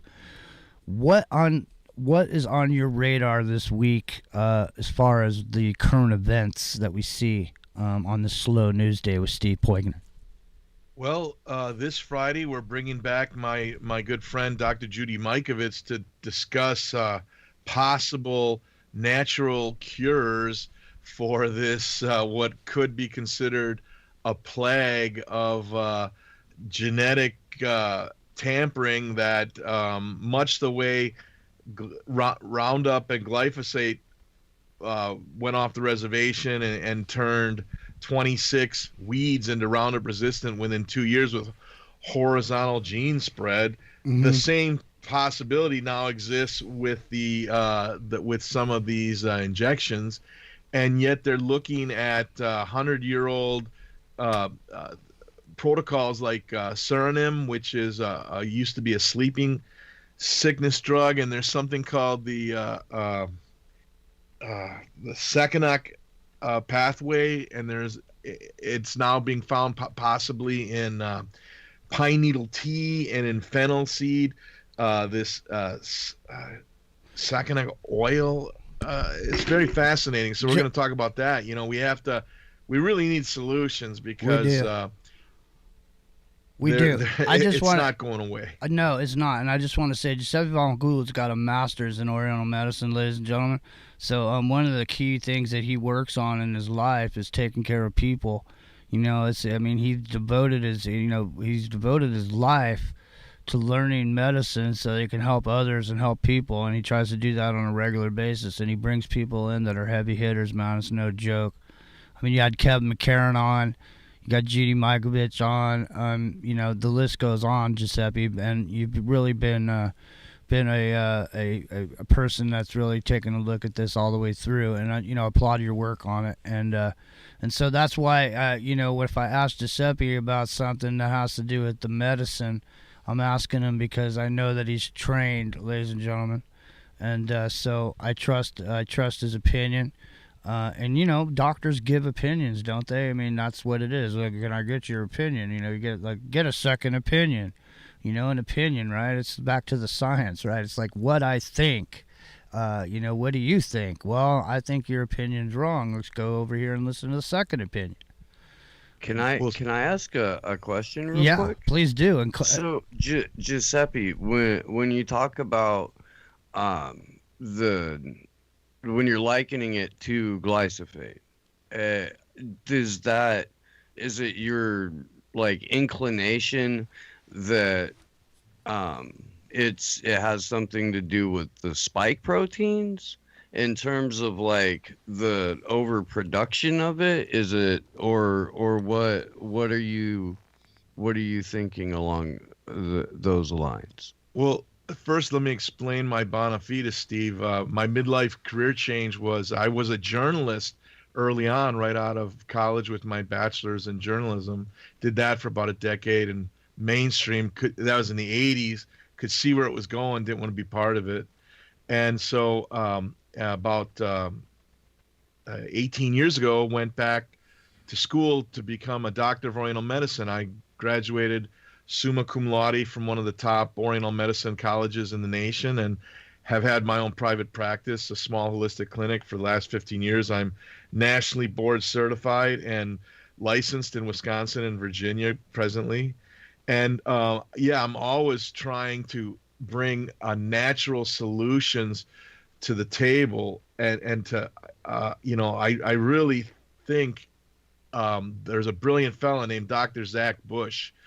And he always says that, nature has an intelligent design. Now, who intelligently designed it, that's a great discussion in its own right.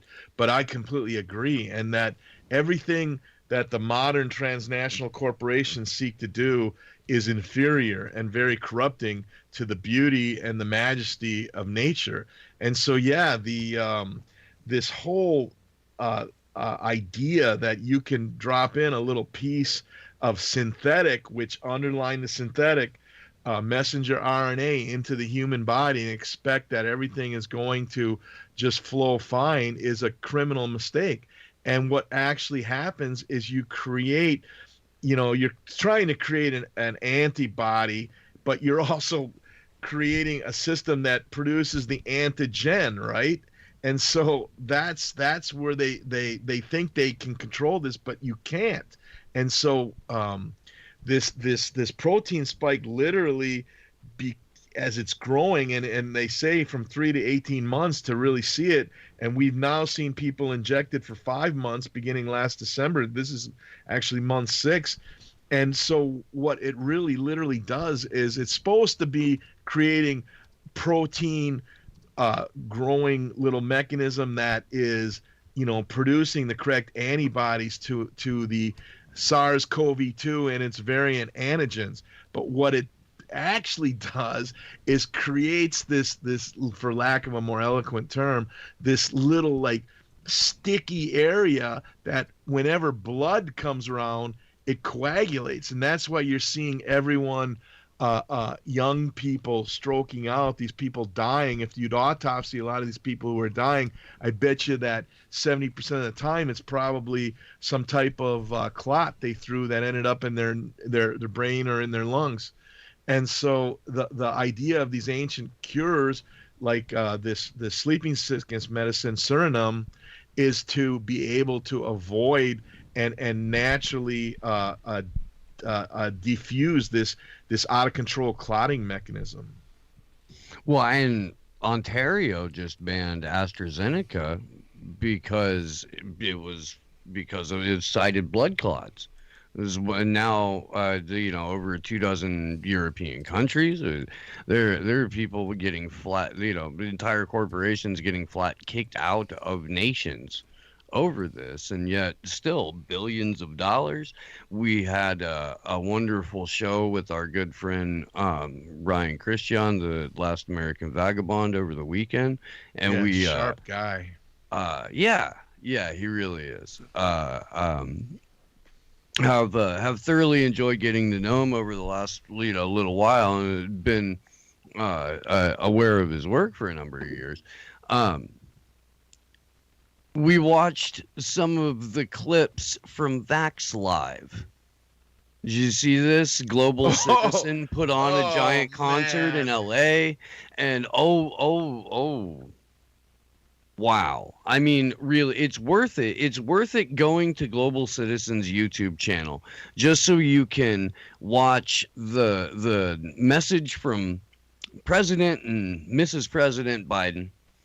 One or two of the clips from Vice President Camilleri, and then like the 6 safety measures that they took, because the messaging is like, we need to get everybody needs this, everybody's got to take this so we can go back to all that stuff you missed out on last year, being able to hug grandma, and this, you can do that if you go. He goes, it's safe, I promise you, it's safe. God. Bro, if you've got to sell it that hard, I'm going to take a pause here for a minute, because now you're creeping me out. And so he goes through this, is, this is what you have to do to be able to see and touch and hug your loved ones, and this and that and the other. Go outside without the mask on, do this and that and the other. You have to take it. And then you go to the safety measures at the concert for the thing, and they're like, everyone had to show their papers to get through the door. So nobody who's in the thing has not been vaccinated had to have a mask on. Mandatory masks at the thing where everybody just had to prove they've been vaccinated. So if you've been vaccinated, why do you need the mask? So you still have to distance in the thing. Hey man, there's temperature checks. They're cleaning the thing during the concert. They're making people sweep floors and shit. Hey, man. This is according to their own videos. So Hey Steve, can you say, do me a favor? Sorry. I'm on YouTube. Can you do me a favor? Can you say vaccinated a few more times? I was just curious. I mean, you said it there like 10 times in a row. Just can you say it like 3 or 4 more times? I'm curious. Can you? Go ahead. Let it rip.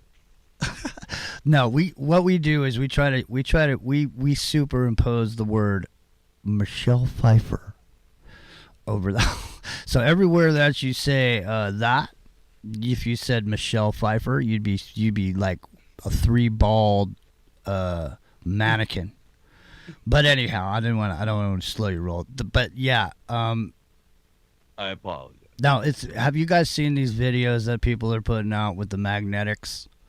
That's trippy. Now, very disturbing. What do you guys feel about that? Do you think we're looking at bullshit now, or is that bullshit, or what do you think? No, that's not bullshit. There's so many of them now. That's nanotech injection. That's some type of metal in there. There's your So there's your microchip for the immigrants, ladies and gentlemen. Yep. And I'm gonna just say this.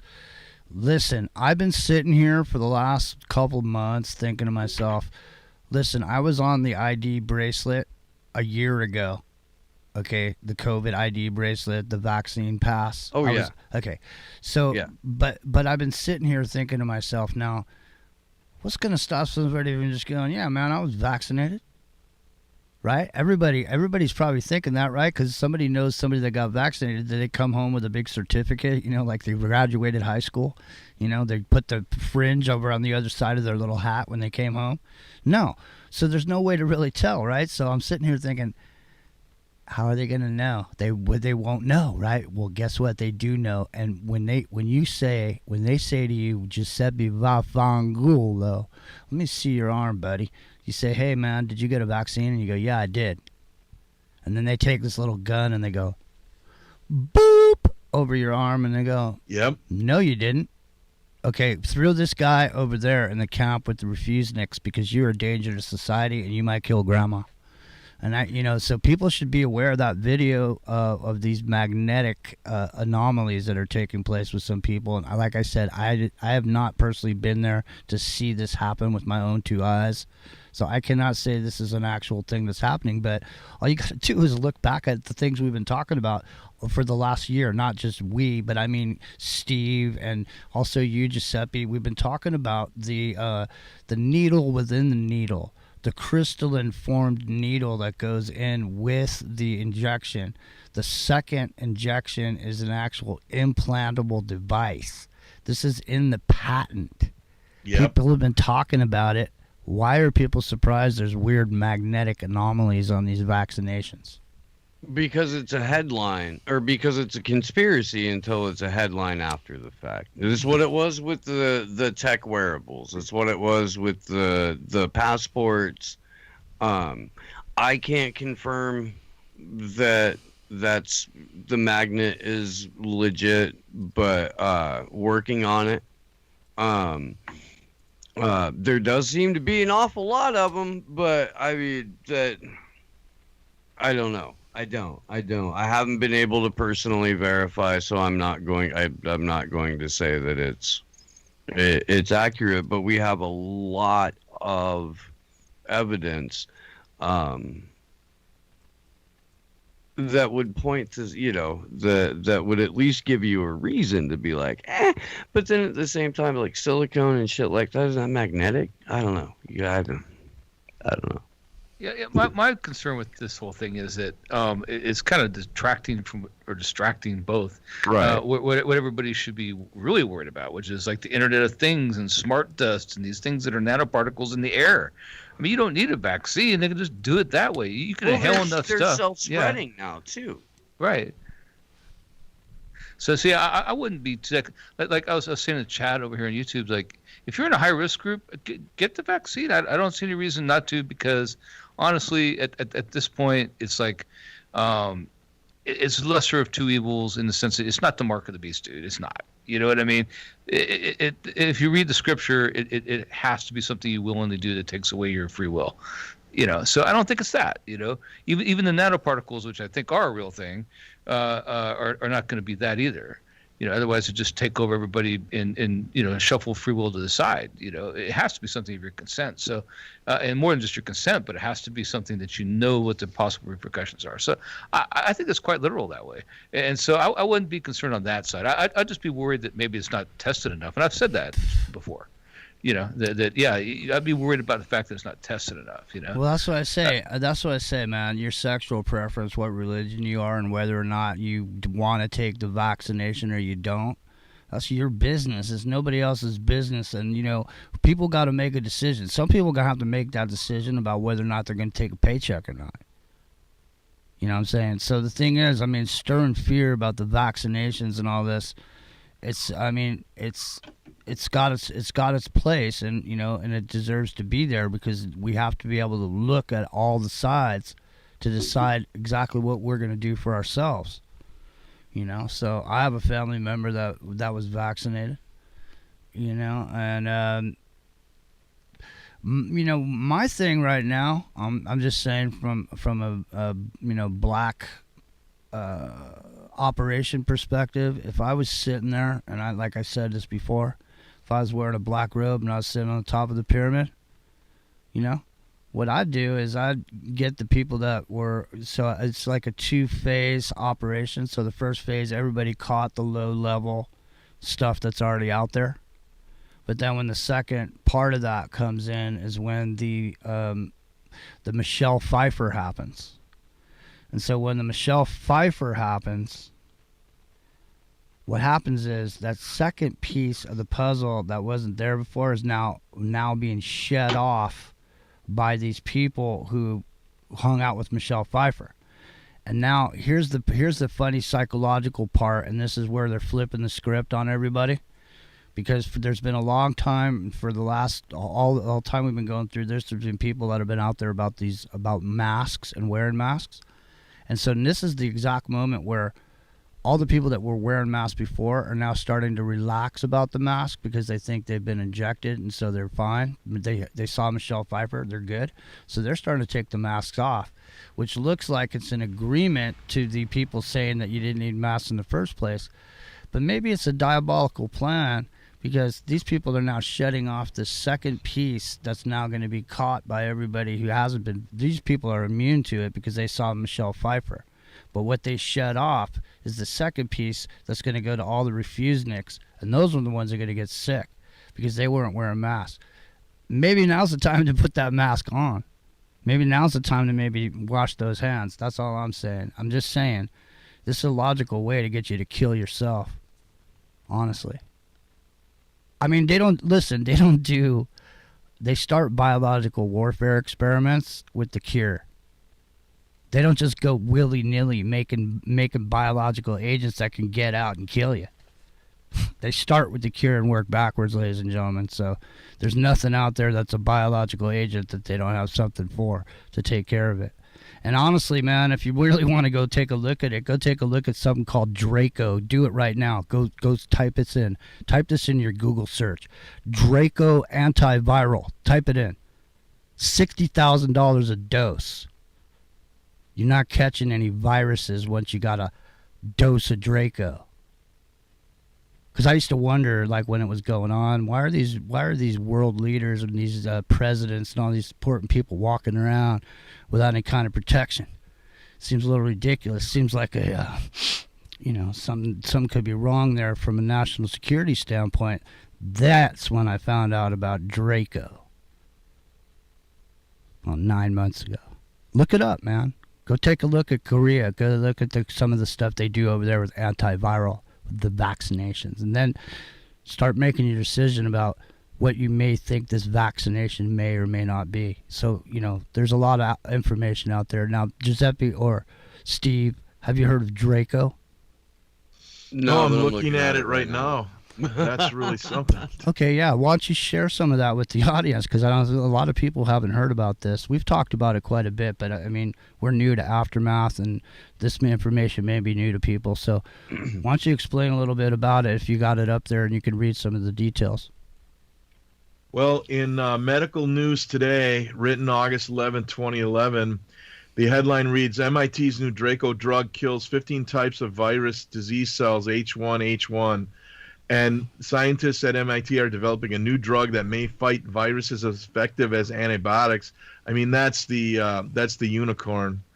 Like penicillin dispatches bacteria in lab tests using human and animal cells, the new therapy was effective against 15 viruses, including the common cold, dengue fever, a poliovirus, a stomach virus, and several types of hemorrhagic fever. Perhaps the most important virus it worked on was the H1N1 influenza. Well, my question is why did they disappear this? This is like the magic bullet. It's not disappeared. You got to need $60,000 to get the shot. That's how much it costs. They covered it in South Park, right? Turns out all it takes is a whole bunch of money. Right? The Magic Johnson, right? Magic Johnson is the character. Mm-hmm. But that's true. It's true. It's 100% true.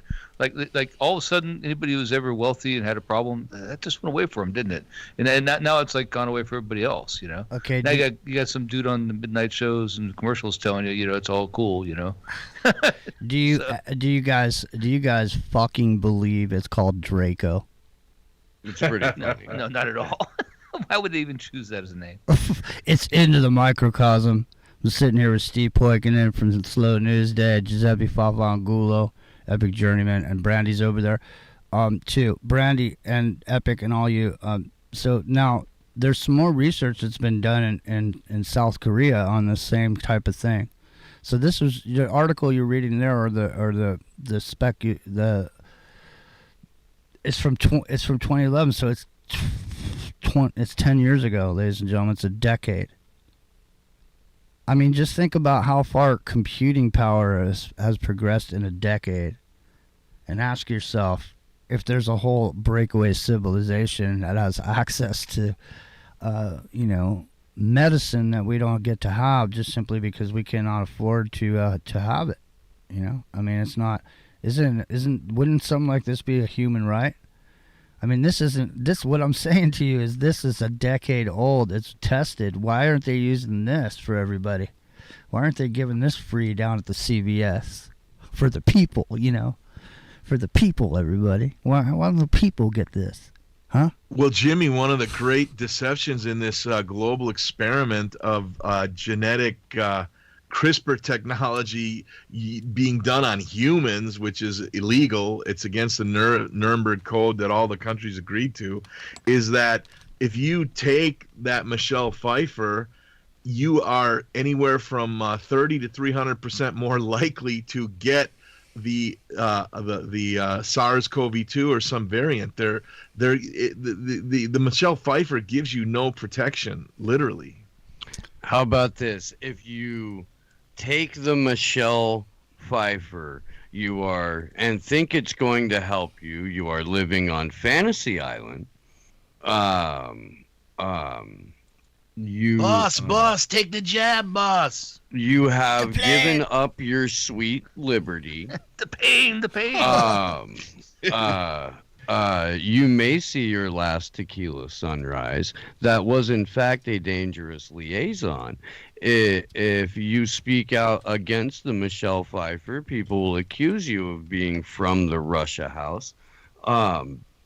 We have moved past our age of innocence, realizing that we're dealing with people with very dangerous minds. I'm about out of Michelle Pfeiffer movies here. I've got IMDb up, though, and this has been pretty fun. Well, The Wolfman, starring Michelle Pfeiffer and Jack Nicholson, was one of the best Wolfman movies ever. For sure. And I couldn't work Batman Returns into here. I just couldn't. I mean, not on the fly like that. But give me a couple of days to write up the bit. But. Yeah. Well, I'll tell you what, man. Another one she was in was Gangster's Paradise. That was Dangerous Minds. Was it? Yeah, that's the video. Is that was her Gangster's when Paradise? That was the Coolio song. Right. That's where she had like Amish Paradise. she had the Pendleton tied around her waist, and she wore the black leather jacket, and she was a teacher. Yeah. You know she was married. To that Fisher dude. Fisher, that actor. Okay. Fisher Stevens, exactly. That was her husband. Wow. I know. It's a trip, huh? He's a trip, man. That dude's like it's one of them underground Hollywood cats or whatever. Mom's Jimmy sitting in the microbes aftermath.fm 626-999-4761. Don't be scared. Give us a call, man. You know, we're friendly. We're not going to, everybody's been calling all week, though. I got to say that. But I am a joy to be around. I know you are. I just want to make that perfectly clear. You're such a joy to be around that you're going to be around every Sunday right here at aftermath.fm at 10 o'clock a.m. on Sunday morning for 2 hours. And that'll be great. And when else can people find your show? Does your show do you just go on the air like pirate radio, just all of a sudden appear?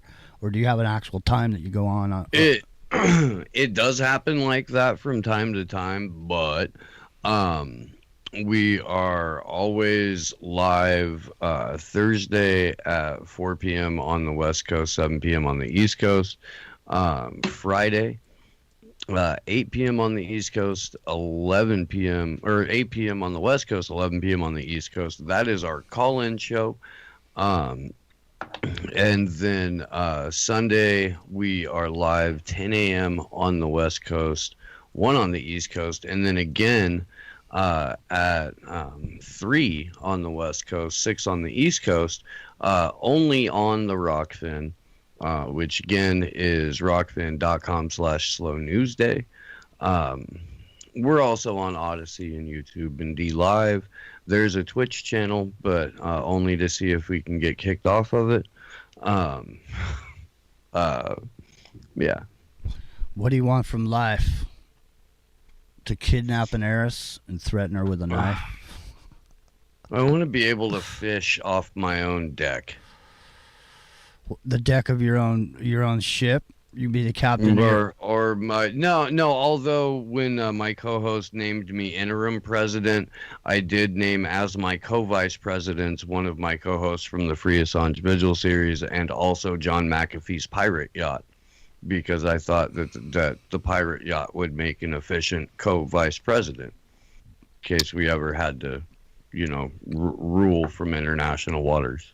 Well, let's just say, I mean, that's a big thing coming up in the future is floating cities outside the international limit. So you can have a city and you can choose where you want to live on those floating cities.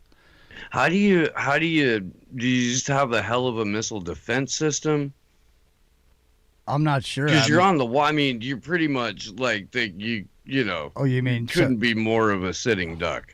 Well, yeah, but I mean, at the point that you just got these floating cities, I don't really think people are going to be battling and warring. At this point, you choose the city to live in, and then you go live there. They grow everything aquaponically. You're right there in the ocean. Some of the concepts I've seen is almost like a floating farm that grows food, all day, and then it just floats into a port and offloads the fruits and vegetables that it grows to the marketplace, and then the people that live there, they just thrive in this environment. It's like this glass domed environment with all this like jungle like growth. You're growing oranges. You're growing. You're growing full on, and plus now you have the fish aspect of it too. So I mean, the whole thing's exciting. I mean, Zoltan. Yeah, go ahead. I agree. I'm just saying, what prevents a hostile government or someone with a helicopter or a jet to, end you? Well, I mean, I guess nothing. But okay. The thing is, I mean, you could, if you say that, you might as well just stay in bed. Well, no. I'm just like, I didn't know, like, because that's the first thing I think of.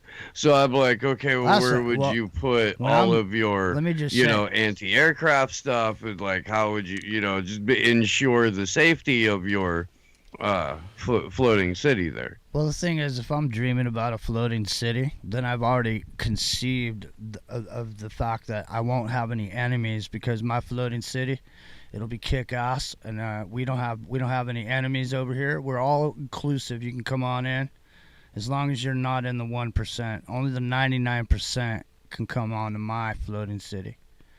The 1%, no. We're over here. If you want to sink our ship, go ahead, man. At least we go down free. We go down free. I would suggest to you that it's the top 10th, maybe top half. But there are people who make a couple $1,000,000 a year that are not our enemy. There are people that make 30, 40 million a year probably that are not our enemy. Those people, because they're not good. They don't count. Those people, they don't count. They might get like a little taste every once in a while, but they're nowhere near even perceived power. Dude, those people are not even in the fucking game. That's not the 1%. Yeah. These people, listen, I used to live in Aspen, okay, and I ran a company that did high-end AV shit. Five offices across the state of Colorado. We worked in all the highest-end communities. And I'm telling you right now, these chumps move up to Aspen. They buy like a $4 million house down somewhere, and they think they're rich. Meanwhile, the dude up the hill that discovered the guard particle, his house is literally, I mean, it's 40,000 square feet. It looks like an apartment complex. Okay, that is the elite. That is the 1%. It ain't man. These other people, because you have money does not put you in the 1%. Okay, having money is one of the qualifications, but not all of the qualifications to be in the 1%. Like I've said before, show me a billionaire who's not a communist. Show me one. Mathematically, it's really more like the 0.0001%. That's what I'm saying. Yeah, exactly. But what are we gonna do? The thing about it is that the people, can't recognize that aspect of everything. If that one aspect could be recognized, then we could come together as a people, and let everybody be different, and not have everybody have to be homogenized into the same thing. To recognize our differences and embrace that, and have all of that come together into something that makes sense for everybody. Not just, Oh no, I know, and I agree. What I'm trying to do is like drive home a point, because you got a bunch of people who are running around, at least in the digital space, that like call themselves communists and shit like that, and they hate on what they think are like ridiculously wealthy people that are in the reality small business owners, or like people like that aren't mega wealthy corporations, or part of that like global pedophile elite. And they're out here like making enemies with people without ever taking the time to understand or talk to anyone who has had to operate a small business, especially here in like California, where they punish you for trying. I mean, it's just ridiculous. Again, it's more manufactured division. It's manufactured. It's just it's fucking it just drives me nuts. Yeah, I mean, it's a frustrating situation. I mean, that's a lot of what we see from the social conditioning that we have now, is frustration without any kind of a way to outlet. And so mostly what you see is a lot of steam valving. There's a lot of places where people can go blow off steam, but when they blow off the steam, it just keeps the lid from blowing off the pot. And sometimes, blowing the lid off the pot is what it's going to take, And the thing is, you hear people talk about revolution, and, what we should be talking about is evolution. You know what I'm saying? We're done revolving, going around and around, about having people reset and shit, and like we're on a record player. We're just going over the same thing over and over again. The time has come to raise the vibration and fucking evolve instead of revolve, man. And we gotta embrace the technology moving into the future. There's no way to not do that. I mean, wouldn't it be cool? Let's just put it this way. Imagine finding yourself a super sweet Victorian house, and then you just had all this dope technology behind the walls. You'd open this little cabinet, and there's your stuff. But I mean, when you close the cabinet, it's not there. And that's how technology should be. It should be seamless for us to use it and have it be at our disposal, but not have it be above us or something that's in control of our destiny. And that's where I think humanity's got a real hard problem coming up. Like I said, people don't even know cognitive liberty is an issue. And, so when the behavior modification complex is running the world, and we're being run around like rats in a Skinner box, like you were saying earlier, Giuseppe, it's crazy. Yeah, man, the 3 words you could have thrown in that lucid observation is divide and conquer. I mean, we're so at each other's throat on the same, essentially, class level, and we are all being run through the Skinner box. It's pretty sad. Well, that's, I guess ultimately the more that you can get away from it, the better. And, it's an easy choice. We all choose what we're going to eat today for our meals, so we can all right. So, I mean, sometimes you're going to have to endure a little bit of negative information if you're looking at news, because that's pretty much most of what the news is negative information. Right. Yeah, to me, my ideal scenario of what you're describing is you effectively use technology that benefits your life, but at the same time, you're actively growing your own food, and there's these really cool new things. I forget the name of the company, but they essentially have this hydroponic molded tower, and you can it's not cheap. It's about $600, and then if you want to buy the glow tiers to go on it, so you can grow all winter, it's another $500. But literally, you can grow your own really nutritious food, and and that's what people are missing, and so technology is our servant, and it's a quiet in the background servant, but most of the time you're looking to live your life in a modern yet natural way. Well, I mean, the ideas and the ways that we built cities in the past, I mean, there's better ways to do it. I mean, there was something that was called the Venus Project that came out. It was the same people that did the 9/11 movie that was really big. It was the same group, and then the guy came out with something called the Venus Project, and they called him a Luciferian and a Satanist and all this. And Alex Jones called him a Satanist, and so nobody really paid much attention to the Venus Project. Have you guys heard about this? Because this has been a while. Yeah, well, I know. Yeah. The thing is, it's the conversation that needs to be had, just like the immigration conversation. You know what? If people want to come across the border, and there's a bunch of people that don't want to do those jobs for that amount of money, charge those people coming across the border some kind of a fee to get in. Give them an ID tag known as a cell phone. And give them 90 days to come in and make some money, and GTFO after that. And if they don't leave, you got them on the tag.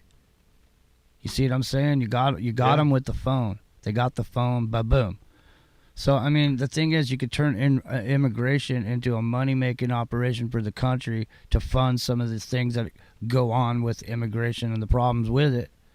Meanwhile, you can get people to come in here, because I've said it a million times on a million shows. The average age of a construction worker in the United States of America is 45 years old. You're doing $7 trillion of infrastructure in the country, that bill that just went through, or whatever. They're talking about $7 trillion. Where's the workers going to come from? Right. The thing about the movie Zeitgeist, that was the one. Zeitgeist. The sequel was a Venus Project. It was Zeitgeist 2, but it was a Venus Project. Yeah, the thing it was about Jacques that is, Fresco, though, right? Yeah, So not Peter. The guy from Loose Change, right? It wasn't him. It was Zeitgeist. But the thing about it is, the idea, if you just strip it all away and you go, okay, well, what really is the best thing? Well, the best thing, you don't want a globalist agenda. But the best thing would be to have, like, an honest truth would be zero borders, right? Right. And people just go where they want to go. Right. Because what will happen is the people who have some wealth and knowledge will go to places that the people who are there now want to leave, because they want to go there and have some space to spread their wings and do their own thing, And so it kind of all balance out that way. It really depends on countries not existing the way we know them now. Right. And I mean, it really does. And it's called harmonization. It's called a brain drain. America, you don't want us here, man? You want to treat us like shit? You don't want us here? Well, hey, man, I'll take my smarts and I'll go someplace else. I'll go someplace where they need me. I have enough knowledge in telecommunications. I could literally land in a country that has nothing and build a whole system to make the whole country run all by myself, with a few helpers that I could train by myself. So the thing is, existing in an environment in the future is potential with the internet and potential with the technology. Be able. What's the biggest problem in the world? Water. What's the stupidest thing in the world no one ever even considers anymore? Dehumidifiers. Yeah, go look at it. Go check it out, man. There's billboards down in South America. They're dehumidifiers, and people come from miles around to fill their water jugs. You could literally have a dehumidifier at your house, no matter if you're in the desert. And you can get thousands of gallons of water out of the air if you wanted to. There's so much water in the air, it's not even funny. So and why is it taking so long to come up with affordable desalination techniques? I mean, that should have been done 50 years ago. But you don't even need to. When I'm telling you, you can pull it out of the air. Right. I mean, you got fresh water right there. Boom, it's ready to roll. You're drinking it.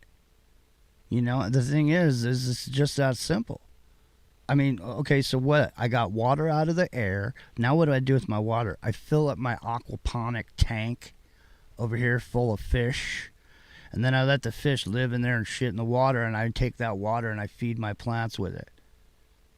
So I've just created myself an environment. Hey, I'll tell you what, I'll build it with a shipping container. How about that? Cost me $2,000 for a shipping container. Oh wait, I'll fill my shipping container with all the shit I need to build my house with, and then I'll drop it on my property. How about that? I open the doors, I pull out my shit, I build my house, I throw up my dehumidifier, throw up my solar panels, I open up my Elon Musk phone, I get my SAT connection, and boom, I'm living high off the hog. Zoomtown, man. Zoomtown. That's what I'm talking about. Yeah, man. It's all about conflict. It's going to change. Everything's changing. Sorry, Epic. Go ahead.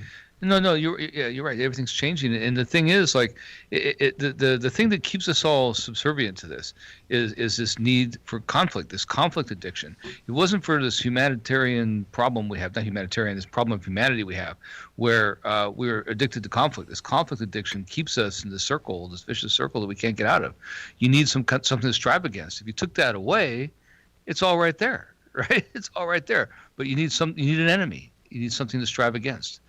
And I don't know why that is. It's like we're taught that coming into the world, but it's not really a true thing. That's how you evolve, though, see, because the thing is once you've taken care of your roof over your head and the food that you need to eat, and you don't have to go to a job for any reason, now you're sitting around staring at your navel, looking up at the stars. Eventually, you're going to have to think of something to do.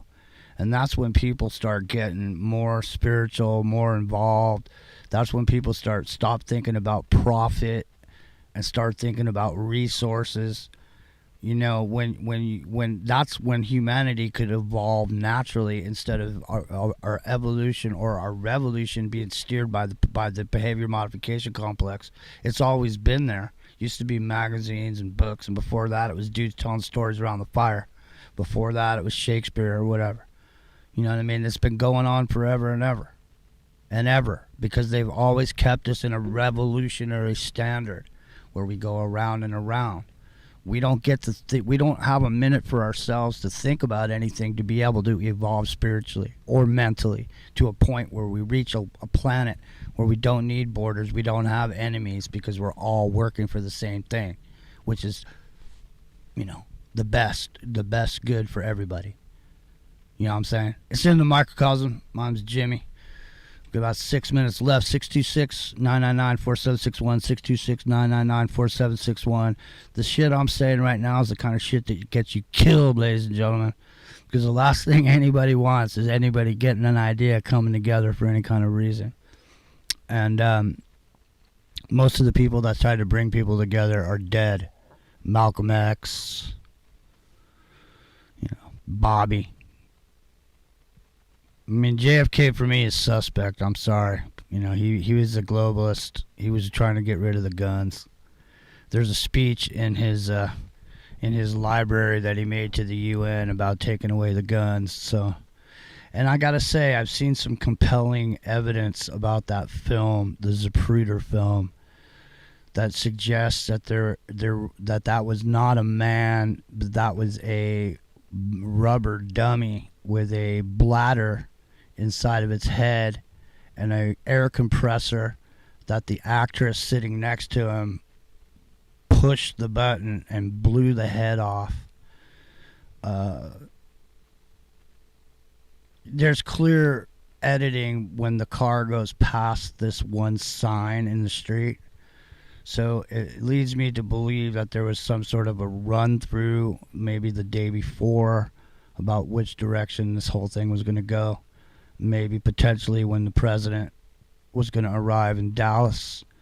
But there's a clear edit mark when the car goes past the sign. There's a crowd of people that are to the left of the sign. But when the car passes the sign, the people on the left of the sign are not the same. So it's not the same day or the same people. I don't know if it's the same day.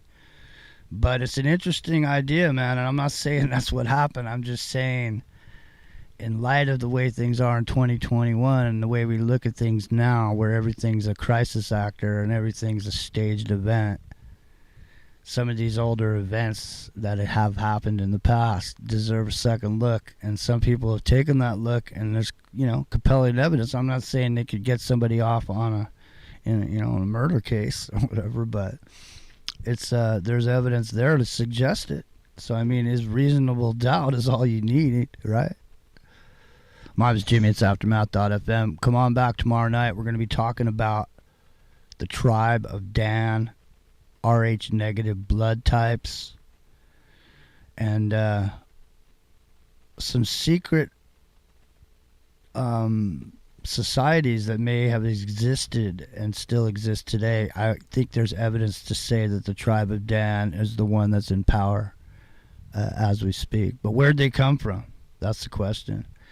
I think, hey, Giuseppe Vavangula, there may be some Babylonian sex magic magicians sneaking over into Israel pretending to be Hebrews, and that may be the tribe of Dan. There is a distinct difference between what some people call the synagogue of Satan. Maybe the tribe of Dan. I don't know, but check in with us tomorrow night. We're going to run through it, and you're going to be with us, Giuseppe, aren't you, tomorrow night? At least for the first half of the show, absolutely. I'd like to also say, man, great to meet you, Steve. Been impressed with your work and really glad to get to chew the fat with you. Yeah, hey, Steve. Yeah, absolutely. You'll please come on the show sometime. Hey, sure. If you guys come on my show, yeah, absolutely. Yeah, I'll hook you guys up after the show. But Steve, we only have 2 minutes left. Tell everybody where they can find you, man. SlowNewsDayShow.com, rockfin.com/SlowNewsDay. I'm on the tweeters at SlowNewsDayShow. Nice.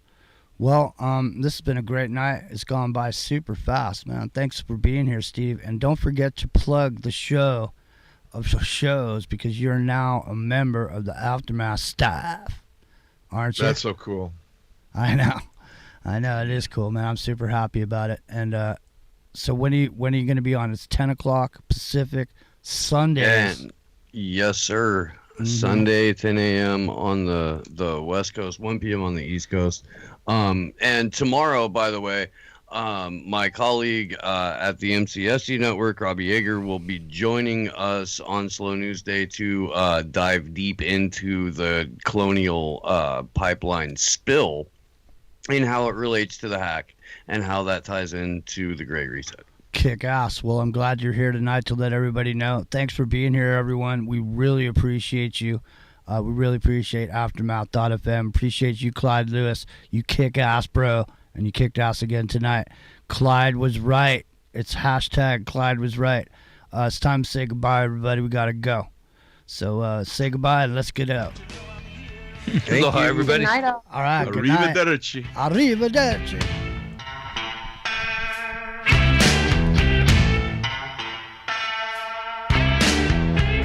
Gypsy woman told my mother before I was born, you got a boy child coming, gonna be a son of a gun, gonna make pretty women jump and shout, and then the world wanna know what's this all about, but you know I'm here.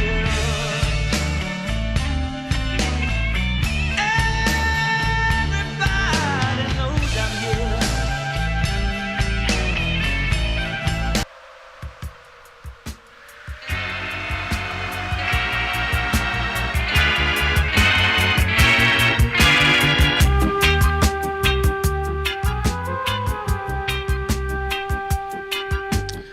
All right. We're clear from the network. Just give me a second here.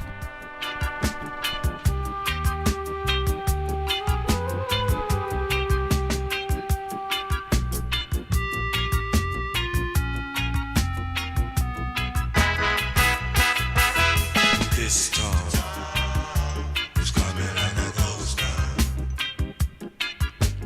All the clubs are being closed down. This place is coming like a ghost town. Bands won't play no more. There we go. The specials. Ghost Town. So I like it as an outro song. I know, me too. So there we are, you guys. There we are, ladies and gentlemen. We're done for tonight. And I was on the Kev Baker show today at 2, and tonight with you guys, and I'm beat. So I'm not going to be sticking around very long. Thanks, Steve, and I'm super excited about you being on Aftermath, man. Thanks, everybody. Hell yeah. Yeah. Yep. Yeah, Thanks for- congratulations, Steve. Yeah, That's congrats, and it was an honor to be part of the show. Thanks for having me. Hey, yeah, so I'll hook you guys Thanks for being here. Yeah, it was great to have everybody. I'll hook you guys up. I'll share my contact with you so you can get in touch with Giuseppe. So, Charlie's been over on Giuseppe's show before too. Me and Charlie went over there together. I think you're aren't you trying to put together a Charlie, where Charlie and I are coming on? Maybe you can bring Steve on too the same day. All three of us, we'll just fucking knock heads. Oh, that'd be great. Absolutely. Yeah, we'll bet. Yeah. Kick ass. All right. Well, let's put it together and let's just go. And, cause I'm super tired, everybody. Thanks so much for being here. I appreciate it all. Appreciate you guys all being here. Hell yeah. Yeah. All right. Thank you. Badass. All right. Well, let's head out then, eh? Okay, nighty Thanks, night. Chappie. Yeah. All right. There we go. Let's do this. Take care, y'all. Destiny!